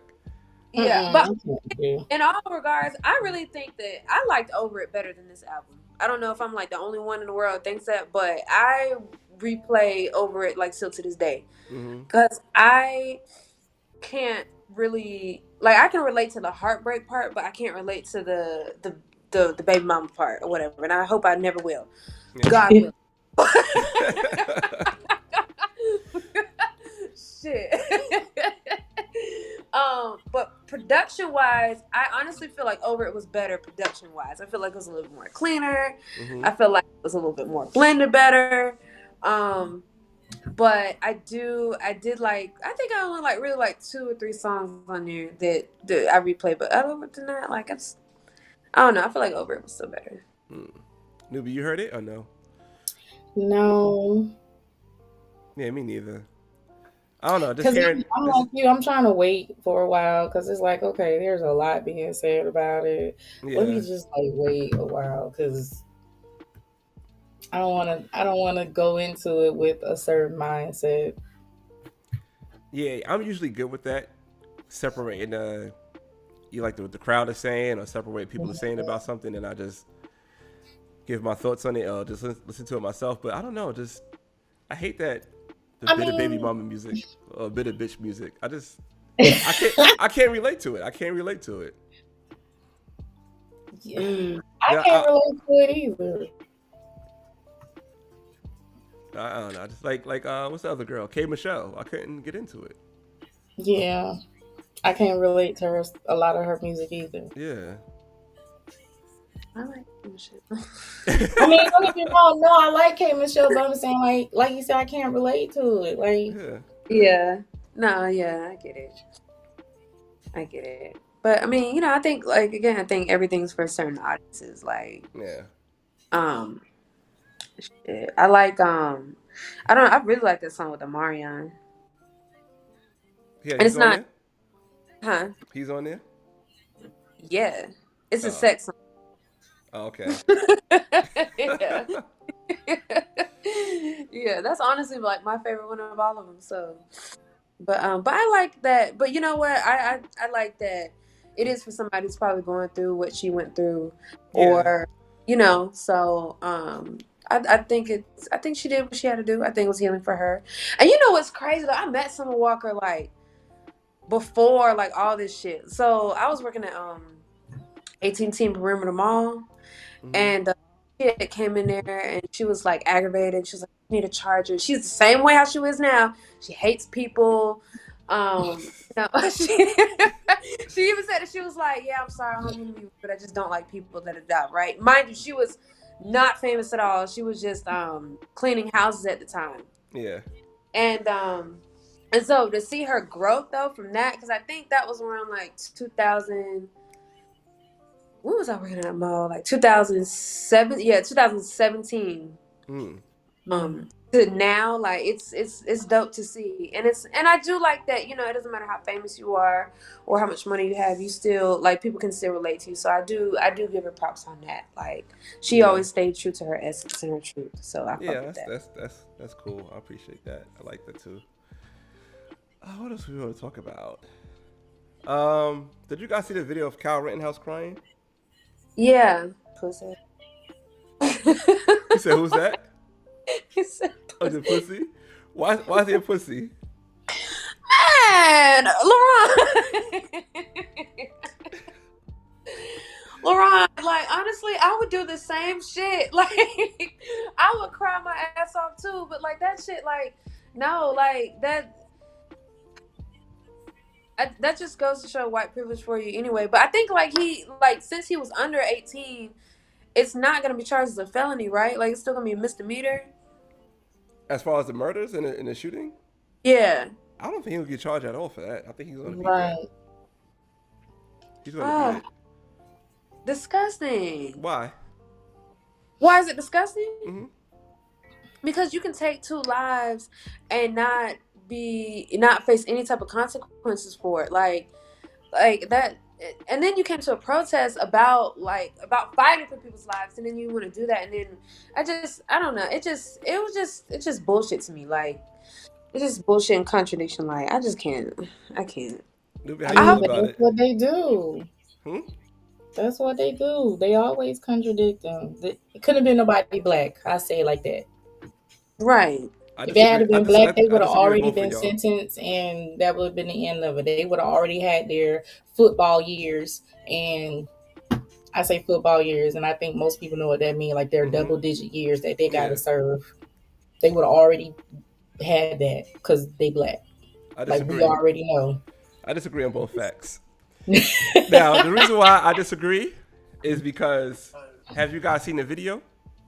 Of him being attacked? No, of him being attacked, and before when he shot the people. All right. I didn't see him being attacked. Yeah. So the first video, from what I seen, it was somebody trying to grab him and take his gun, and he shot him. Why are you trying to grab somebody out of an assault rifle for? That's the first person he shot. But why does he have a rifle? Okay, let me carry on. The second person he shot, he's sitting on the floor. I don't know how he's on the floor. Maybe he got attacked, he got pushed down. He got smacked with a skateboard. He shot that person from hitting him with a skateboard. Why are you going to hit somebody with a skateboard with an assault rifle? That's the second person, right? Now the third person heard the gunshots. He's a witness. This is what he said. I heard the gunshots. I thought it was an active shooter. He ran towards to see what's going on. He pulled out his gun, had his gun drawn. And after that, Kyle Rittenhouse shot him in the arm. You see the picture of him with his arm shot off and he's still holding his gun. I think, to me, that's 3 counts of self-defense. They all attacked him first. No matter the reason why he's there or not, we passed that now. He could get charges for being there, being in state lines with a gun charges, but as far as the murder and shooting, that's all self-defense. Each case, somebody attacked him. So they probably gonna give him manslaughter if they look at it like that. But why would you give him manslaughter? If they attacked him first. If somebody's coming at you and trying to take your gun, that's your gun. That's on your person. He didn't shoot nobody. Everybody he shot attacked him first. And everybody he shot was white. That's why I don't understand why black people are so upset about this. I'm not upset. I'm just like, if it had been somebody black, what about we the baby? Already know. They would have already sentenced him. What about the baby? The baby killed somebody in self-defense. He didn't get sentenced. Oh, yeah, in Walmart. Damn, LaRon, you make a good point. Shit. But, good point. See, I didn't know. Oh, damn, wow. Like, but the reason why people make it seem like it's so bad because, yeah, he went to a Black Lives Matter protest, right? Because of what's the man name? Jacob Blake got shot, right? He went to that protest. It's a protest every week, so he went to the protest. He said he wanted to protect buildings, but everybody who attacked him was white people, and everybody who was doing all the bullshit during the protest, like burning buildings, were white people. And you see the protests on people's phones. And they were like, yo, tell the white people to chill. Don't do that. We didn't come here for that. And that's all the people who attacked Kyle Rittenhouse was white people. And he defended himself. And mind you, when he did it, he's a 17-year-old kid. And he broke down and started crying. Like, my son is almost the same age as Kyle Rittenhouse. Like, to have that weight on your shoulder, the whole world looking at you like, damn, you need to go to jail. You fucked up, whatever, for you self-defense. I think that's fucked up. Do you think he should get out scotch-free like No, that? I don't know about the gun charges and all that other stuff, but as far as the shooting and the murder, no, he shouldn't get charged for that, not at all. It's clear as day that they came after him. And after he did it, he walked with his hands up like, all right, I did it, and he walked away. He said, I did this. It's not like he ran away after he killed these people.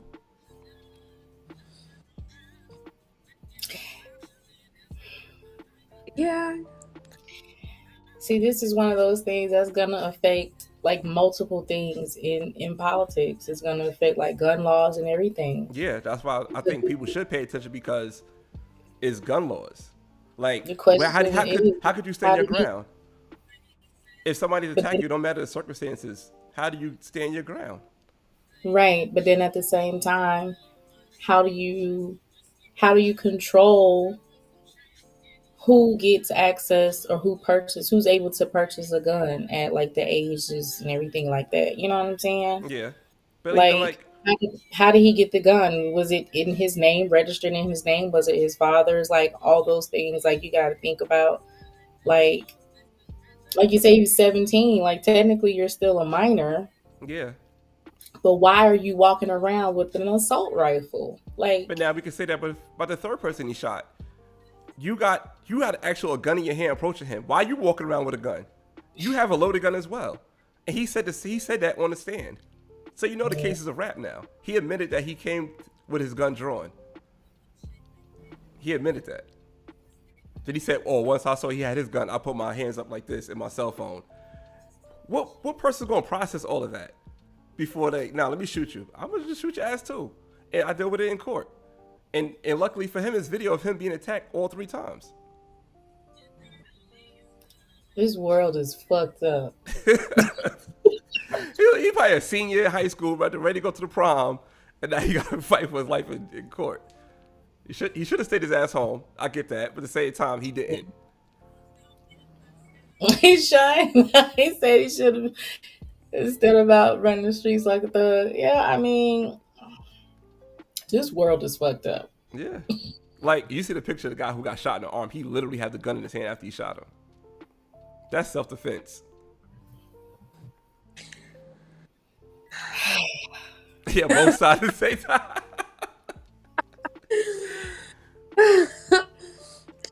Yeah, but do you think that if he was black, though, like, I hate to be that person, but like, do you think with the same situation, like, and he was at a White Lives Matter protest or whatever, do you think that he would really get the same treatment?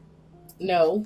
No, I'm gonna tell you why. I'm gonna tell you why he won't get the same treatment, because we don't support our own like they support theirs. So he has GoFundMe accounts to raise money for legal teams. If one of ours shot, say like the Ahmaud Arbery case, who's raising money for the prosecutor on our side? Was there a GoFundMe? Exactly. So now there's a GoFundMe for Kyle Rittenhouse to raise money for him to get the best legal team to fight this case, because people believe what he did was right. We don't do that for ourselves. We just say. But go ahead. We don't do that for ourselves. They raised money for him to get a legal team. He got the best legal team, and they got and the last person he shot. They got hit. He sounded crazy on the stand. He said that, yeah, I came with a gun. I was trying to just see what's going on, but I did have my gun drawn.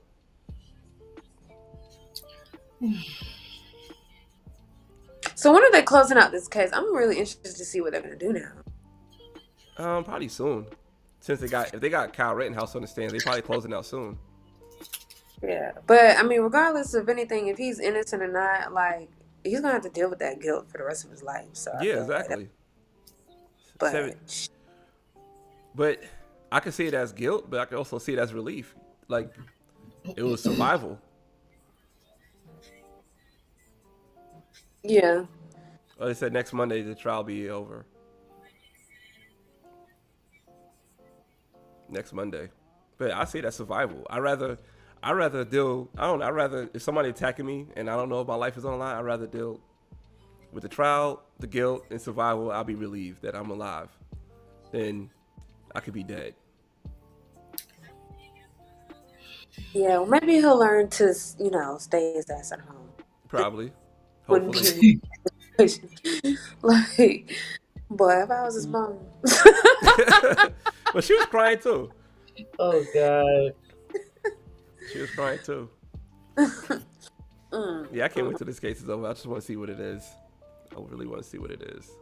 I don't know if you guys talked about this last week with the Henry Ruggs situation. A little bit. Cause I know you wanted to bring it up, and I was waiting for you. Then after that, you text me so you can't come on. I was like, what? Oh, I know. That's a lot going on. But remember when you and I talked about it, and you were like, "Oh, like yeah, the team's gonna keep it ball." No, Yeah.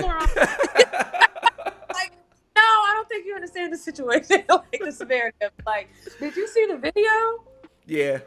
Of like, my God, Luby, like you heard about that with Henry Ruggs, the football player that crashed into the lady and killed her? Yeah, it was his first year, right? Hmm? Was this his first year or second season? He's pretty new. First, second. It wasn't. Yeah, like it wasn't. Yeah, he's on the Las Vegas Raiders. Raiders. Yeah. And, so this happened about 2 weeks ago, and his car was going 157 miles per hour, and he was his blood level was 2 times the limit, and he had his girlfriend in the car. So spun out of control, hit this girl, and she burned alive with her dog. Yeah, and she was only 20, I believe she was 23 years old. And so he's facing up to 46 years now. Wow. Charges that they brought against him in Las Vegas, they don't, like, some states you can get away with a misdemeanor, but not in Las Vegas. So he, like, a minimum, he's definitely gonna do time, and he's already been released from the Raiders. Which when we talked about it, I was like, yeah, no, they're definitely not gonna keep him on. Like, they have to. I didn't realize the severity of it. Once they said a dog, I know he was gone. Yeah, they've been talking more about the dog than, I mean, unfortunately, like, they've been talking more about the dog than the girl. Like, it's crazy. Like, yeah, so that's The dog was it. The dog pushed it over. No, but once that video came out of him driving from the street cam, like it was a blur. It was like, pew, that was it. You didn't see. I was like, damn, he was going 150. Like, yeah. Like I have a Toyota Camry and a Ford F-250. Neither one of them go 150, let alone me driving 150. Right. Damn. Yeah. And he smacked that girl. They said the car he hit, her car went 500 yards, then it burnt up. Yeah. Planes. That's so sad. And you heard people trying to compare this to Caitlyn Jenner? Yeah. Yeah, and Brandy. But the difference is they weren't drunk. And it wasn't reckless. It just an accident and somebody happened to die. Yeah. Yeah, this is you drunk as hell doing 150. Yeah, we need to learn accountability. Yeah, we do. Because everybody wants to say what if. And everybody was reposted what ifs. I'm like, man, fuck your what ifs, yo. I be hating it, yo. I be hating what ifs sometimes.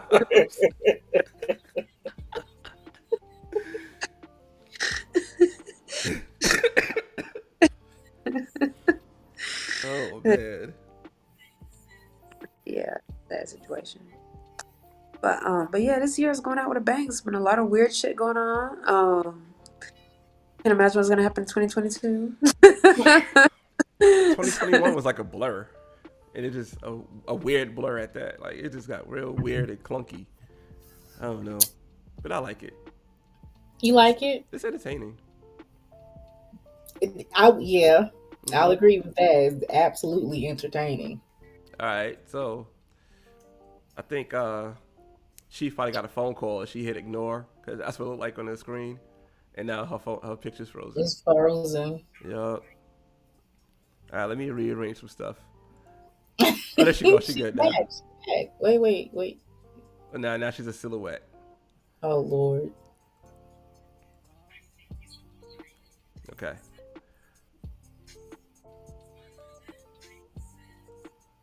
There we go. So until she comes back. Aw. Yeah. So so how you feel about the Kyle Rittenhouse trial now? Because you just kept shaking your head, put your head down. You didn't really say too much. I mean,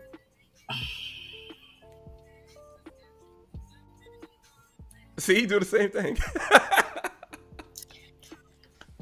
Because, okay, like I see all sides, but then at the same time, I'm like, the reality is the world we live in is unfortunately black and white for a lot of things. And in Yeah. that situation, like, I feel like he's gonna get all because he's white. I think he'll get up because he's defending himself. I mean, And part of him being I white is see what him you're being white saying. is part of it because they just came in, they pulled him up and supported him. Right. But it see stuff like that, it to me it just ties into so many other things. Like I totally get what you're saying, like it makes sense because he has the support. Mm-hmm. Typically black people don't have that support. But why don't they have the support? Like what are the reasons that they don't have the support? We're not tribal. Mm.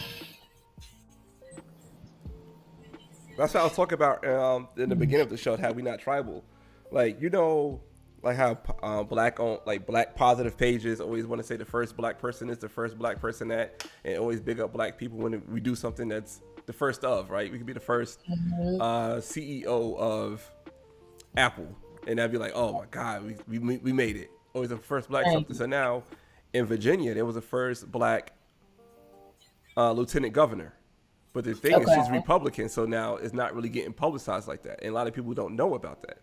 Then MSNBC, Joy Reid, she's on a Democratic platform. She's talking down this black woman, saying that this is white supremacy, and have people saying that it's the voice of white supremacy because she's Republican. But this is the black woman who got the black family, a black husband, came here at 6 years old from Jamaica, worked her way up, and became a lieutenant governor. That story right there should be shared before we talk about the politics. And the reason I think is now black people put being Democrat or being whatever before they put being black, and nobody else does that. Nobody else put their identity before they race like black people do, or for what they believe in. Right. Like if you were to ask somebody like Don Lemon, would you say, if you had to take away being gay or being black, which one would you take away? He'll take away being black, because he know him being gay would be more beneficial to him. Right. So it's like we don't have that black first mentality like everybody else does. And that's what Dave Chappelle was talking about on his last comedy stand-up when it came to the LGBTQ transgender community. He's like, you're black before you're anything else. Yeah. Like literally. So but like, me being from New York, I see like different people living together. Like say for instance, like when I had my business, I dealt with a lot of Spanish people. They took me in, and they always recommended me to each other. They're like, oh, go to him, go to Laurent, go to Laurent, go to Laurent. But like my own people didn't come to me as much as the Spanish people did. Like my base customer was Spanish, white, then black. And the black person is always, can I get this? Can I get this for free? And I'm like, all right, whatever. And like I said, the Spanish community, they all stick with each other no matter what. They don't care if they are Salvadorian, they don't care if they Puerto Rican, they care Argentine or whatever. They all stick together. And I'm like, damn, this is crazy how they all stick together. And us, it could be one little thing. Say somebody said, I don't want to vote for Joe Biden. I'm not rocking with you no more. You a sellout. You know what I'm saying?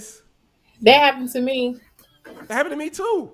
With my own That happened family. to me, and I still ended up voting for him from having a conversation with a close friend. I was like, okay, I'm gonna give this a shot, even though I really do not. I don't rock with Joe Biden or Kamala Harris. I don't. Yeah. And now people are like crying, like, oh, Kamala's not showing up, da da da da. Joe ain't doing this, and I'm like, but this is who y'all wanted. This is who y'all said was the better choice. Like, yeah, and the crazy part is they tell us we need to vote for a lesser two evils. Why would I want to vote for anything evil? thank you. Well, yeah, it's just, why would I vote for anything evil? This world is fucked up. It is. And people telling me, oh, we got to get Donald Trump out of here, he's racist. It is not like the cable from Donald Trump, but Joe Biden give you more evidence of him being racist than Donald Trump did. Right. And I'm like, let's be real. yeah. Like his mentor is literally the Grand Wizard of the KKK. Right. There's so much I could say to that, but I won't. I just won't. Oh gosh, like it's a fucked up world. It really is. And that's how it goes. We ride for them. All Kamala Harris got to do is wear Chuck Taylors or whatever, say that she listened to Tupac in college, and they don't even line up kind of chronologically, whatever the word is. The timeline don't line up with her listening to Tupac and her going to college because Tupac wasn't out when she was in college, and that's all she had to do. And black people just eat it up. Or you get Hillary Clinton on the Breakfast Club and say I got hot sauce in my bag, and that's it. Or we get Cardi B talk to Joe Biden in a political. I'm like, Cardi B? Come on, man. Like I said, we don't stick together. And all we care about is just, we care about identity as far as our gender. We care about identity as far as our politics or what gang we in. Whatever, it doesn't matter. Or even like back in the days when Jay-Z and Nas is beefing, they were like, oh man, you like Jay-Z? I can't rock with you. I like Nas. Like, you see how stupid you sound? They both making money. Right. And that's how it goes. But see, when people do the research, like, honestly, the parties don't even matter. The titles of the parties, like Republican and Democratic, don't even matter because I forget what year or year span it was. The ideologies like flipped at one point. So like what was Democrat became Republican and what was Republican became Democrat. So like in my mind, it's like they're all the same. Why are you voting according to the title of a party and not just vote according to the individual and what they actually stand for and how they actually function in their life? Like at this point, my mindset is if you don't have a business, it don't matter who's in office. Exactly. Because government is big business. Government is a business. So you don't really understand a part of what's going on unless you got a business. Yeah. Because that's who they benefit the most. It doesn't matter whether you're Amazon or small business. Business. Yeah. It's about making money to them. Well, it depends on the business. Or it depends on the president, I think. Like, businesses did pretty bad with when Barack was in office. I mean, well, never mind. We're not going to put me. Yeah. They did pretty bad when Barack was in office. Like small businesses, a lot of people had to go under when Barack was in office. Yeah. They said Barack really favored like the gay community. They call him the first gay president. Yeah. That's then after Barack Obama, that's like all the gay stuff really took off. Yeah. Yeah. So they put our face on it, but they used our face and took the agenda for the gays. Which is why Dave Chappelle said, "Who's really behind this?" Yeah. It's a lot to unpack. It is. Yeah. And it's gonna take time. I hope it's my lifetime, but it's like some people are just so stuck in that Democratic web and thinking that the Democrats are for the black people. Right. And it's like it's hard to get people to even think about something else, let alone to do something else. And I'm not saying vote Republican. I'm saying like vote for what's your best situation. Right. Because like we live in a Democrat city. Like you see how bad Atlanta is becoming. You see how Buckhead want to succeed from Atlanta now. You see how Lenox Mall is like. How it was. I went there the other day. It wasn't that bad, but before they put that those laws in, I was like, I can't come to Lenox Mall. I didn't want to take my Mac. I was going to take my MacBook to Cobb County to get fixed. I didn't want to go to Lenox. I mean, but this isn't the first time. Isn't the first time. Okay, but I just know like me being from New York, just kind of recycles. Yeah. I don't know. It's just we gotta do better. Like we said, we gotta stick together. We gotta be more tribal, like everybody else. You don't hear about the Italian vote, the Asian vote. You don't hear about all these other votes. Right. They do for self. Then they figure out what's best for them. Right. Us, we just we good with some Chuck Taylors and Timberlands and some hot sauce and Breakfast Club interviews. I can't. That's all it takes. I can't. But I'm kind of glad Joe Biden is president because I think hopefully it can open up black people's eyes and say, you know what? It's time for us to really come together and do for ourselves and stop relying on the government like everybody else.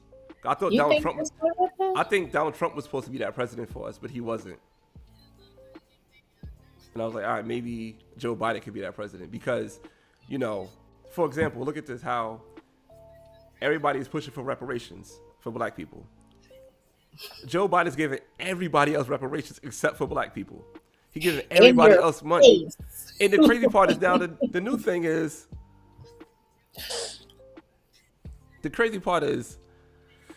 they said they're going to give $450,000 to illegal immigrants, right? $450,000. What would you do with $450,000 right now? Who, me? Exactly. $450,000 each illegal immigrant. So if that was me and my son, we have $1 million right now, right? That's how much he want to give to illegal immigrants. Then they broke the law. They came here illegally. That's why they're illegal immigrants. Right. So for them breaking the law, and they said that it's messed up that you separate your child from the parents after breaking the law. If I shot somebody and I get arrested for it, they're going to separate me from my son because I broke the law. Right. My son can't go to jail with me. I can't have a +1 to go to jail just because I want to raise my son. Well, come on with your +1. We got you. It don't work like that. It's messed up. Right. I mean, oh God.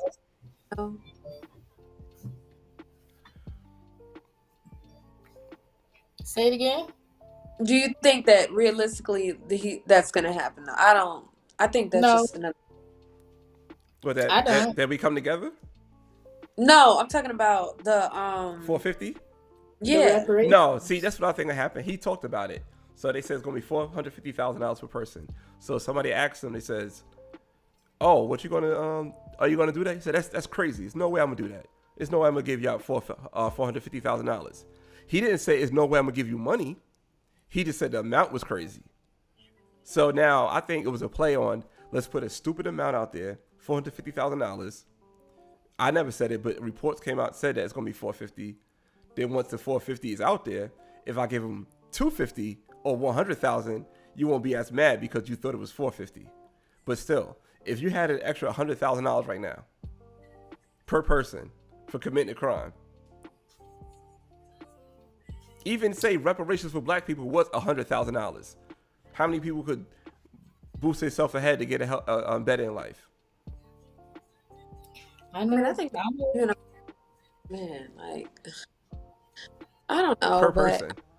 Like, this inflation shit is, like, ridiculous. Right. All I know is chicken is expensive and gas is high as hell. Yeah. That situation works, like, along with it, like, you know what I'm saying? Like, there's so much shit that's Lord, the chicken. Like, dude, like, everything's so expensive these days. Rent's so expensive, like, oh my God, it's just so expensive. I pray for our future generation because I just don't see how this is gonna go well. A lot of people. How it's sustainable. Yeah, like. Yeah, like there's no more middle class. It's just poor as fuck or poor or rich. Yeah. And, you know, I think that as far as whoever the president is or next governor laws or whatever, like I think that you just definitely need to pay more attention for that. I do agree with you, Laurent.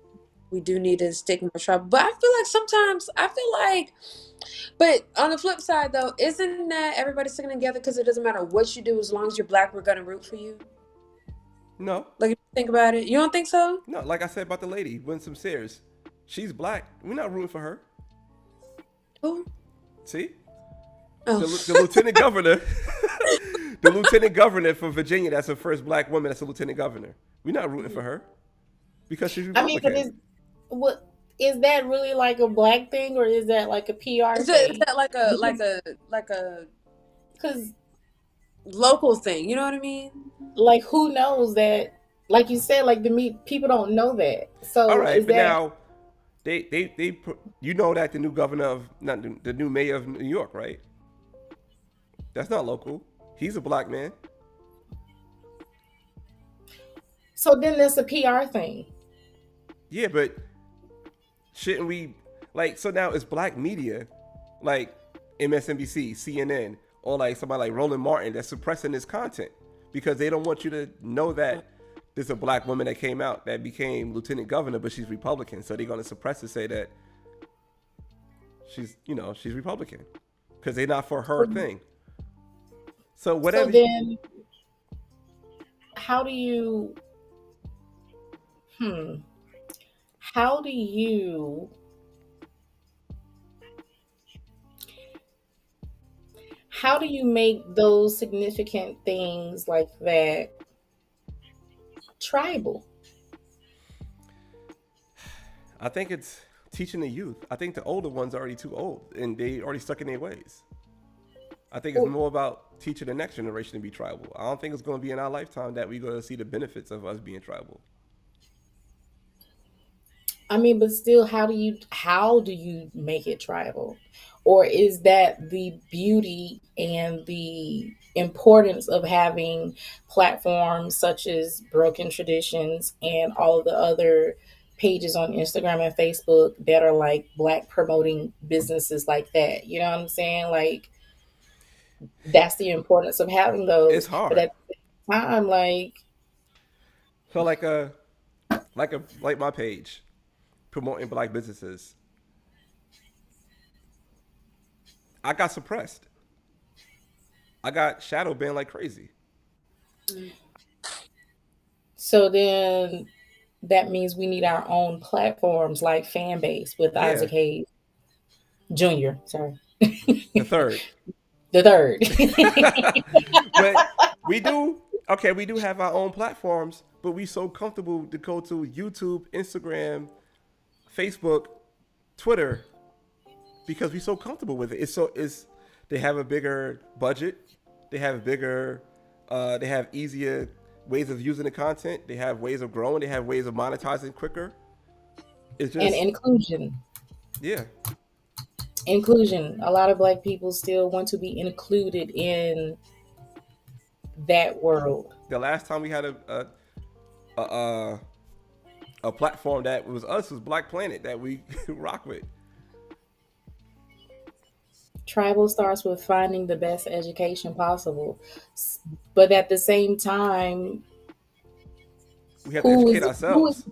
Right. Yeah. I'm reading the comment from I don't know fishing. Yeah. That's what he just said. Tribal starts with finding the best education possible. But in saying that, who is the person to say what is the best education possible? Yeah. What is considered the best education? Because everybody's way of learning is different. Right. Mm-hmm. And everybody's interest is different. Yeah. So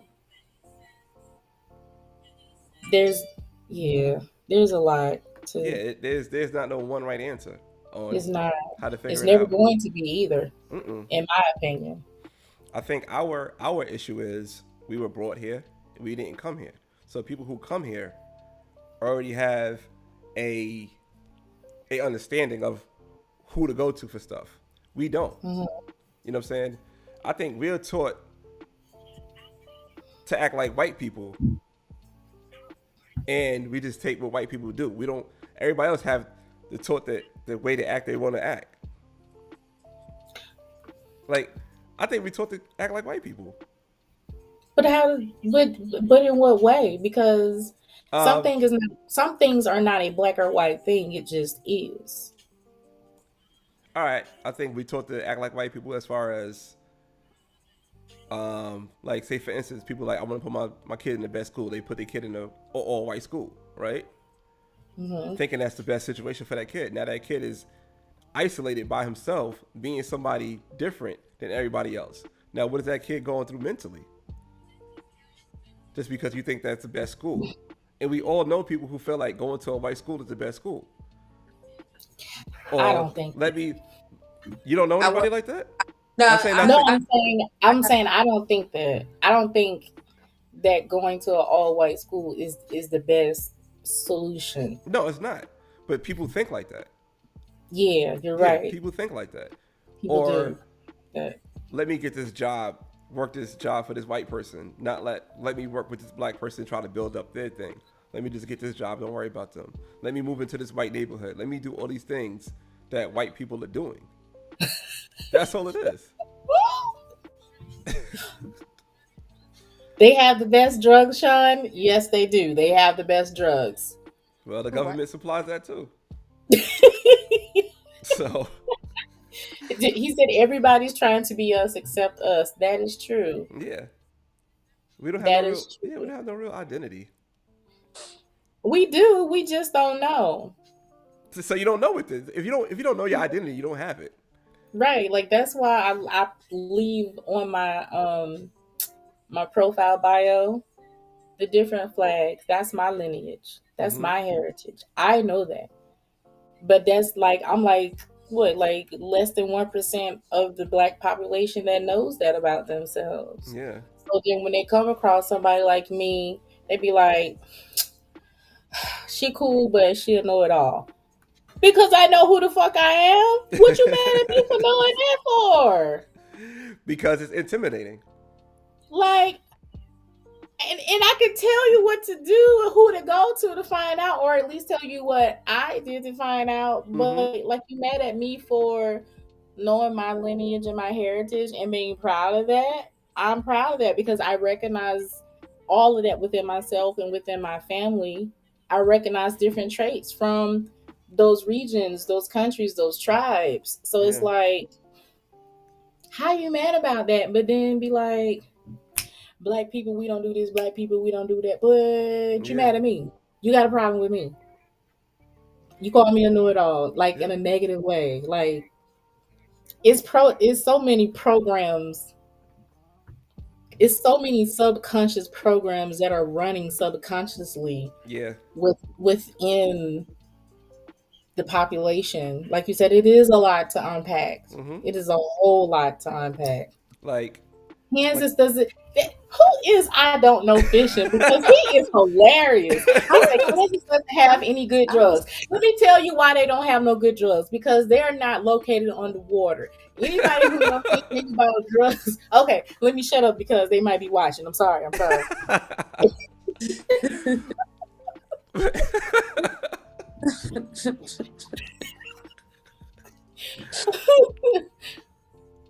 But I think, like I said with the Summer Walker album, is that low frequency that we always internally put in that we don't know what's going on. You know what I'm saying? Like we don't know what's going on in our mind, in our subconscious mind. And I think, the entertainment is really big on that, Absolutely.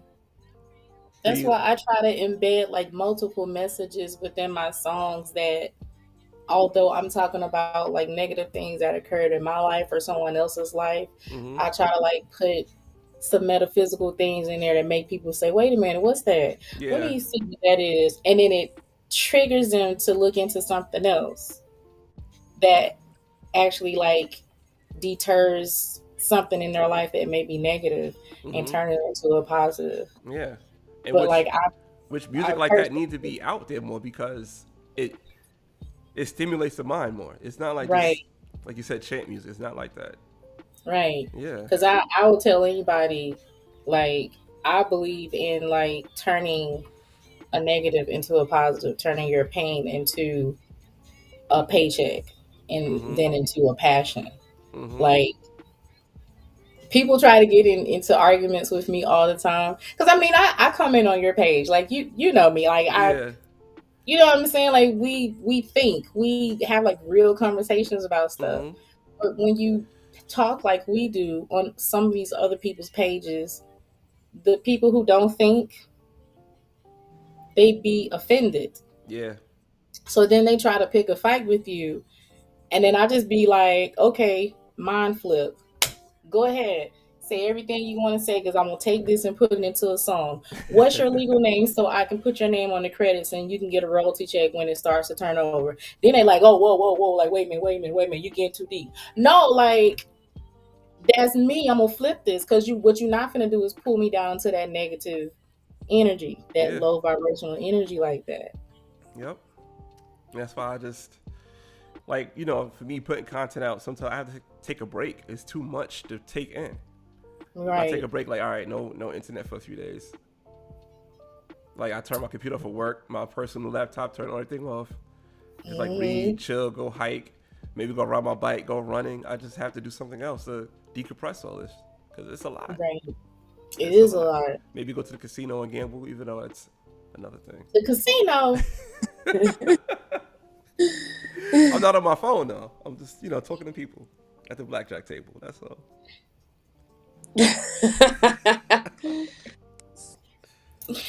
I feel you. I totally feel you. Yeah, but it's a lot.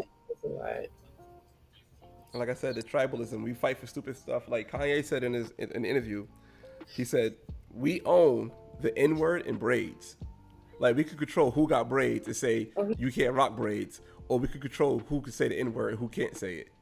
That's not real ownership. Who wants that? No. Right. That's meaningless." But you know, a lot of people don't even understand ownership. I mean, I can't, but like devil's advocate. So I can't sit here and just say like, oh, you know, black people need to do better. I think that we are doing better in a lot of ways. Like if you go through Atlanta, even like some restaurants that you think are white owned, they're black owned. Yeah. Like you see like a lot of people doing a lot of amazing things. Like black women are becoming like the fastest rising entrepreneur group. Yeah. You know what I mean? Like there's a lot of influence in not only in America, but like in other countries too. Like Ed Sheeran did a interview with the Breakfast Club, and he was talking about how UK music was strictly like hip hop, like, you know what I'm saying, in the 90s and in the 2000s and stuff like that. You have other cultures wanting to be our, like, you know, rock the braids or rock the whatever. Like braids do have like a history of, you know what I'm saying, like it is a history or whatever. So I can't sit here and say like, oh, you know, black people this and black people that. Like I think that from the time that we were brought here to what we are now, like, yeah, of course you do have your subgroups that, you know what I'm saying, like could bring us down. But I think that there's that in every like group, every ethnicity. And I think that it's a shame that schools nowadays want to bury what the truth is for its history and stuff like that. You know, like the ban on I don't know I forgot what they like officially call it. What, you know CRT, how they critical race theory? Yeah, yeah. Now it's like it's up to us to teach our kids like and you know the history and like the truth and the knowledge and stuff like that, because you know we weren't just slaves. We were something else before that. But I think it's also lack of knowledge. I think it's a lack of resources. But I do think that a lot of black people in our groups are trying to be something and to rise above. And again, like, you know, but you do have all these things that kind of the barriers. Like for example, like I've seen a lot of people say where mortgage lenders make it harder for black people to you know get a loan, but then you see people do it. You know what I mean? Like I feel like Clark Atlanta, our motto was find a way to make one.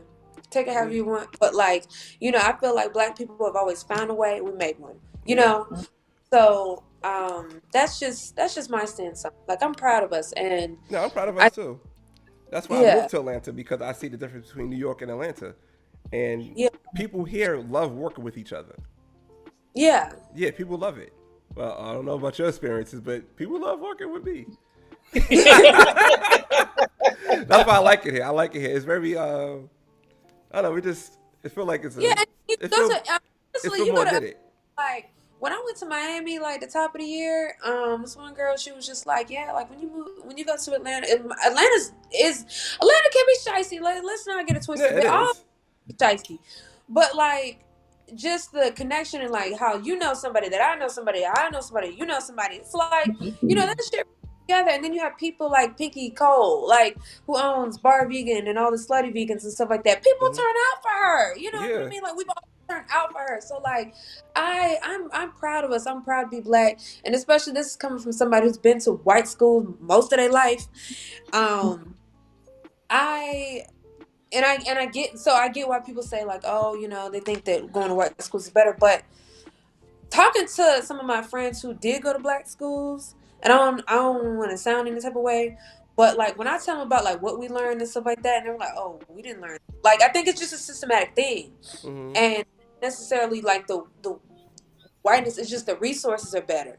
Yeah. But then I tell them, I was like, well, you know, I may have been kind of went up on the academics, but far as like the culture part, I kind of wish I went to a Black school because, you know, like I just felt like I would have learned more about myself. So that's why I went to Clark, to be more around Black people, to see this like, oh, it's not just, you know, people. It was either like, it really like my hometown was like either you from the hood or, you know, you're not. But I didn't really grow up around like a lot of Caribbeans. I didn't really grow up around a lot of people who were like rich and or poor or, you know, just whatever. Like, there's so many stuff. Blacks, like I love it. I love us. Like I love us for real. My Monique, like I love us too. That's why you gotta fight. Too. I think I it gotta should fight be for a mix. it. That's why I love it. That's why I think it should be a mix. Like for me, when my daughter was in school, I homeschooled her 5 years of her academic life, and then she went to public school. She went to a charter school.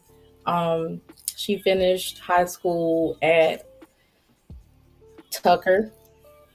I typically don't tell where I live at, but yeah, Tucker.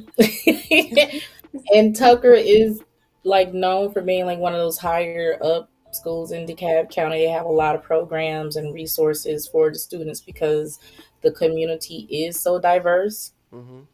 Like it's I mean, all types of cultures there, Asian, Hispanic, African, you name it. So I think there should be like a mixture. And I understand like a lot of parents don't want to homeschool, but there's options to homeschool the child where they don't have to do it themselves.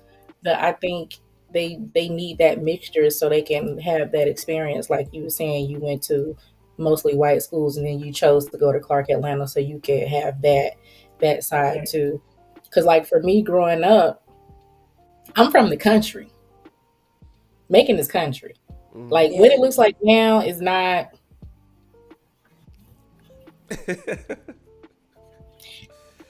at all. And I didn't even go to school in Macon. I started kindergarten and first grade in Macon, and then my mom got remarried and we moved to like the next town over, which was even countryer than Macon. But the resources they had was wow. Like the stuff that they taught us, you would have thought I went to a white school, but I didn't. They just had a lot of resources. And I think it had a lot to do with the fact that it was a football town. And typically towns and high schools their football teams are really good, they tend to get more money. Yeah. Right. So they get more resources to do more things. And if the administration is smart, they put it into different types of courses and classes for the students. So yeah, like having that background of resources and education is very important for Black people. But I always feel like we're not lacking in resources. I think we're just lacking in the knowledge of the resource. Yeah, I agree with that. And at the same time, I think it's a personal thing. You gotta want it. Or you gotta be around people to push you to feel better and do better too. Right. Because if all of your friends around you, all they do is like watch TV and smoke weed and drink every day, and they don't ever talk about doing anything better, you know what I'm saying? It's kind of like that guilty by association. Like birds of a feather. So I don't know. It's twofold. I'm always that wild card that people just be like, where'd she come from? I'm the same thing until I start. I'm not that until I start talking. They're like, white? What? No, you can't say that. I'm like, whatever, I don't care. I just be wanting people to think and be able to see all sides. Mm-hmm. Because the world and media will make you look at it as a black and white thing. Yeah. Like it's either this or it's that. Yeah, but in reality, there's like so many other factors that are involved. Yeah, like the Cal Rittenhouse case. There was so many other factors involved. You just thinking it's a white kid that went to a Black Lives Matter rally to shoot people, but you didn't know he got attacked 3 times. Yeah.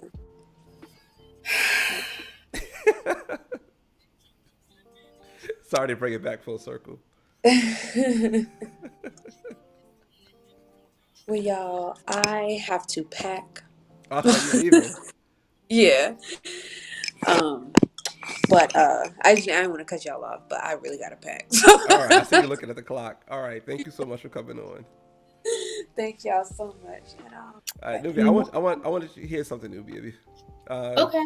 I guess Chief, you could listen while you pack, but you could go. Okay. No, I know you got to pack. You got to go away. Yeah, just send it to me.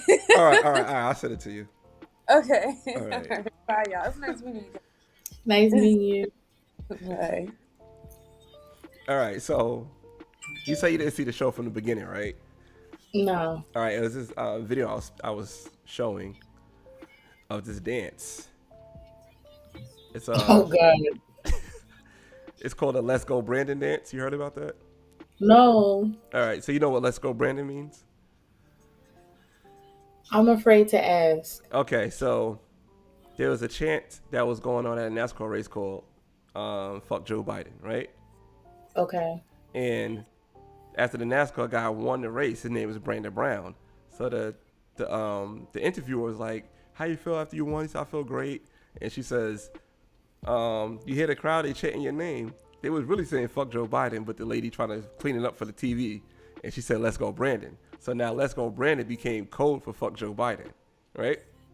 Oh. So that it's about, I heard about 4 or 5 different rap songs they made, let's go Brandon, getting at Joe Biden, right?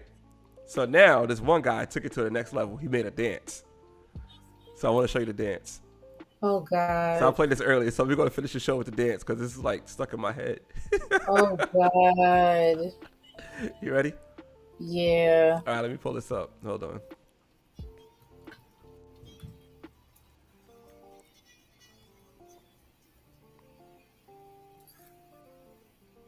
All right. Let's change this up. Okay. I feel like this gonna be some foolishness and fuckery. It is. All right, you ready? Yeah.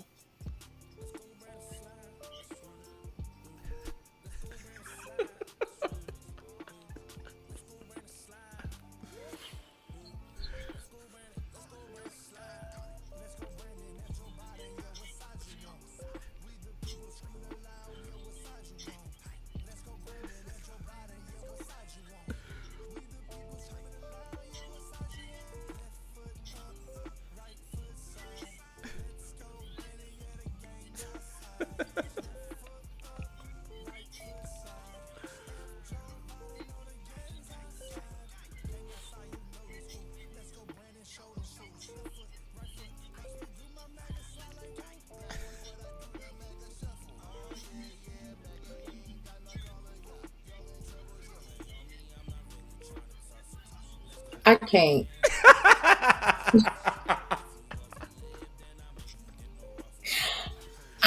I can't. Oh, like, and this has 800-some thousand views. Yes.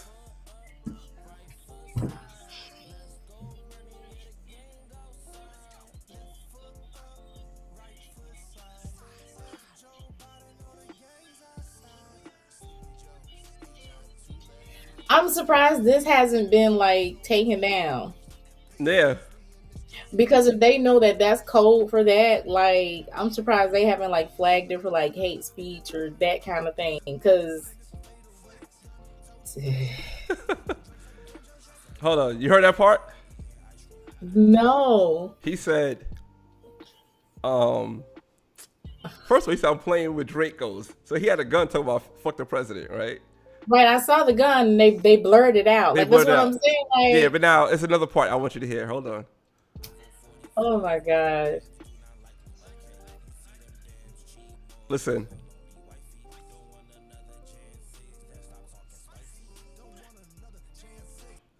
Don't want another January 6th. Stop talking spicy.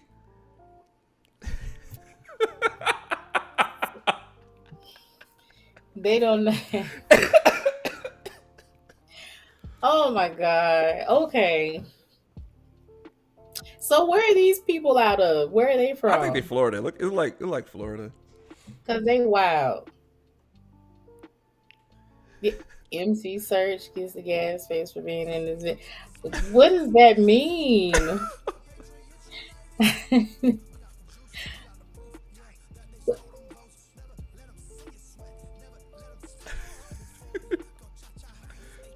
I'm not gonna say what I really feel about it.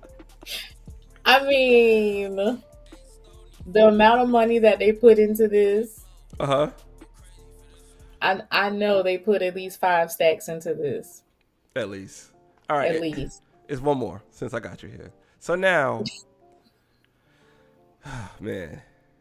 Are you fucking kidding me? 800. I liked it too. I had to like it. All right. So now, he got another song called Let's Go Brandon Tribe, right? So this is his tribe. So now it's an acronym. So now think about the acronym for Let's Go Brandon Tribe. Oh, that's so awful. Oh my God.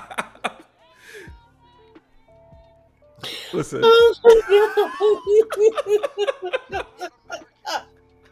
This is not gonna be pretty. Oh my God. This is so bad. This is so bad. This is so bad. Oh my God. This is so bad. Oh my God. This is so bad. Oh my God. Oh my God. This is so bad.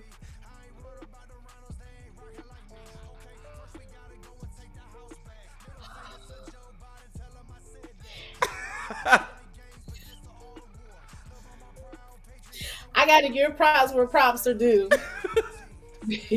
Because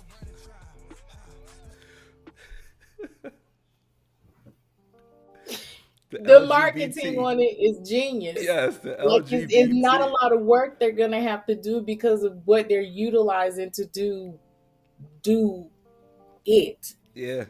The LGBT and the Trump, like those are like big on like like I try to study hashtags a lot. So oh my God, it's so bad, but it's so genius good. marketing. Yeah. But it's like, this is so bad. Oh my God. Oh my God. And it's like a video full of like trailer trash. I hate to say it. But that's what they look like. Like these are like the lower class white people, because depending on how they pitched it to them, you knew they were going to show up for this to be in this video, and that's exactly what happened. So it looks like he has a huge ton of support to do this, and oh God, this is so bad. This is so bad. I know damn well.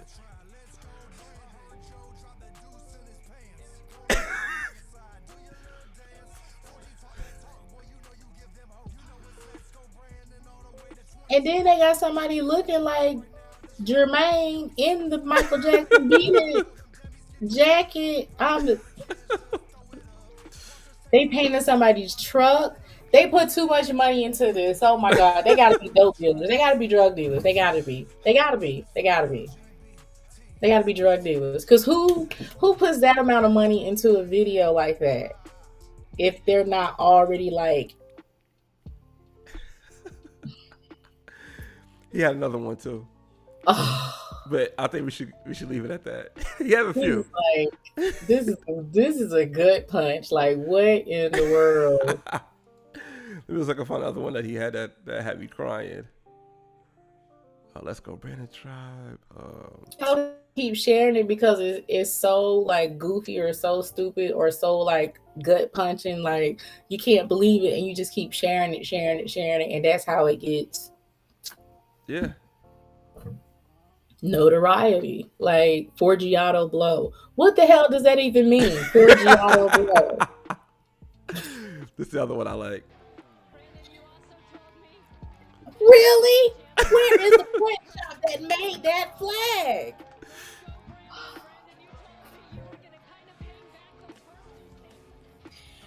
Who is the printer that printed the flag, printed the shirts?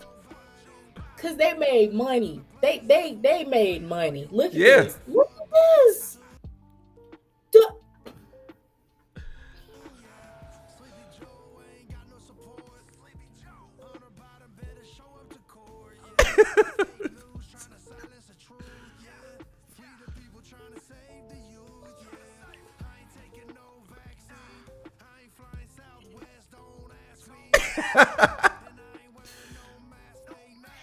Okay, so don't get me wrong. Don't get me. Oh, this hurts my soul to even say this. But like, okay.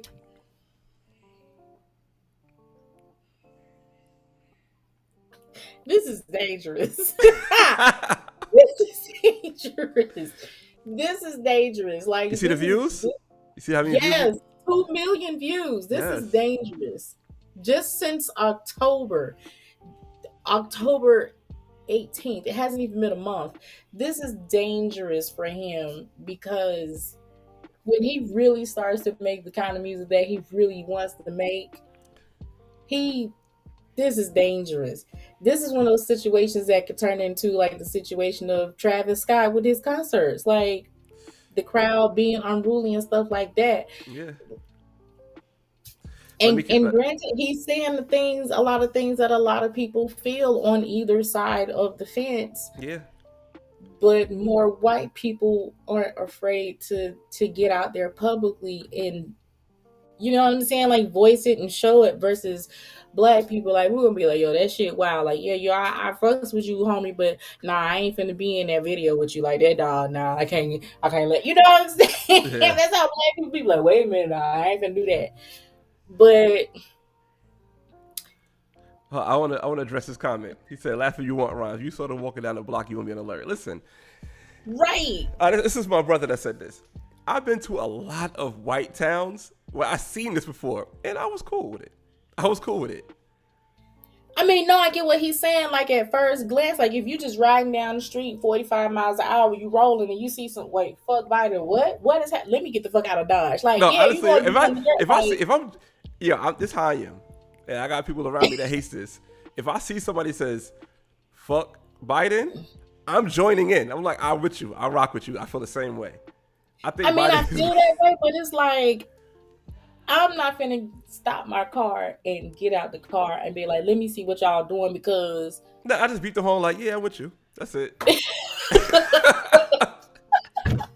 But you know what, though? Say if I was driving down in Florida, because this clearly is Florida. It's just some...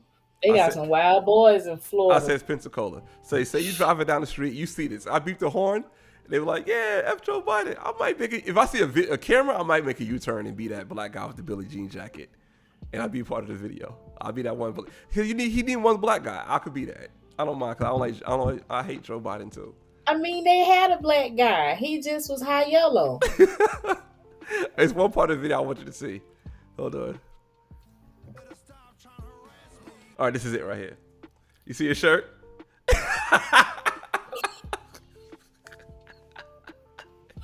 Oh my God. I just want to know. Who printed these shirts? Who printed it? I promise you, they printed these shirts, they printed them flags and gave them a discount because yo, that is some bold ass shit right there. That's a bold ass shit. Look, let me take some notes.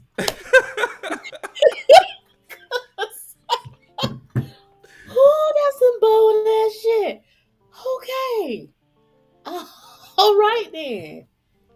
Buy this up, smaller swallows. Wait, but okay. In the spirit of that, have you seen the video where Judge Joe Brown is straight trashing her, talking about her when she was in college? Like, yo, you was that chick that was. Yes. I'm like, dude, why are you trashing her like that? Like, are you mad because she didn't give you a chance, or? Yeah, that was saying a lot.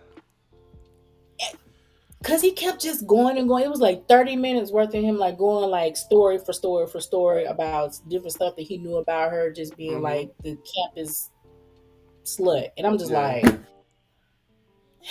this don't look good.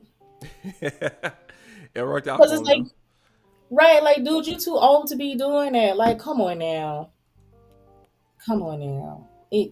This is some wild. We live in a fucked up world. That's the message for today. That is the message for today. We live in a fucked up world, okay? Oh man, thank you so much for coming on. This is great. I had a great time. No and I think problem. that we're gonna finish the show off rightfully so. Let's put the song back on. Oh, thank you. Yes. And if anybody's watching right now, you can follow me on Instagram at official Nubia Soul Goddess. If you type in Nubia Soul Goddess, it'll just pop up. I'm the only one on the planet. I might make a fake page, but your name on it, and use it for Forex trading and take people's accounts. Okay, give me a percent when you do that. Oh man. This is great. Thank you so much for coming on. And also, thank you too, Chief. I don't know if you're still listening now. You're probably getting ready for your trip. Man. All right. Thank you. No problem. I'm going to put everything, all your stuff in the description box so people can click the link if they watch the replay. All right. Appreciate it. All right. Have Bye, a good night. guys. All right.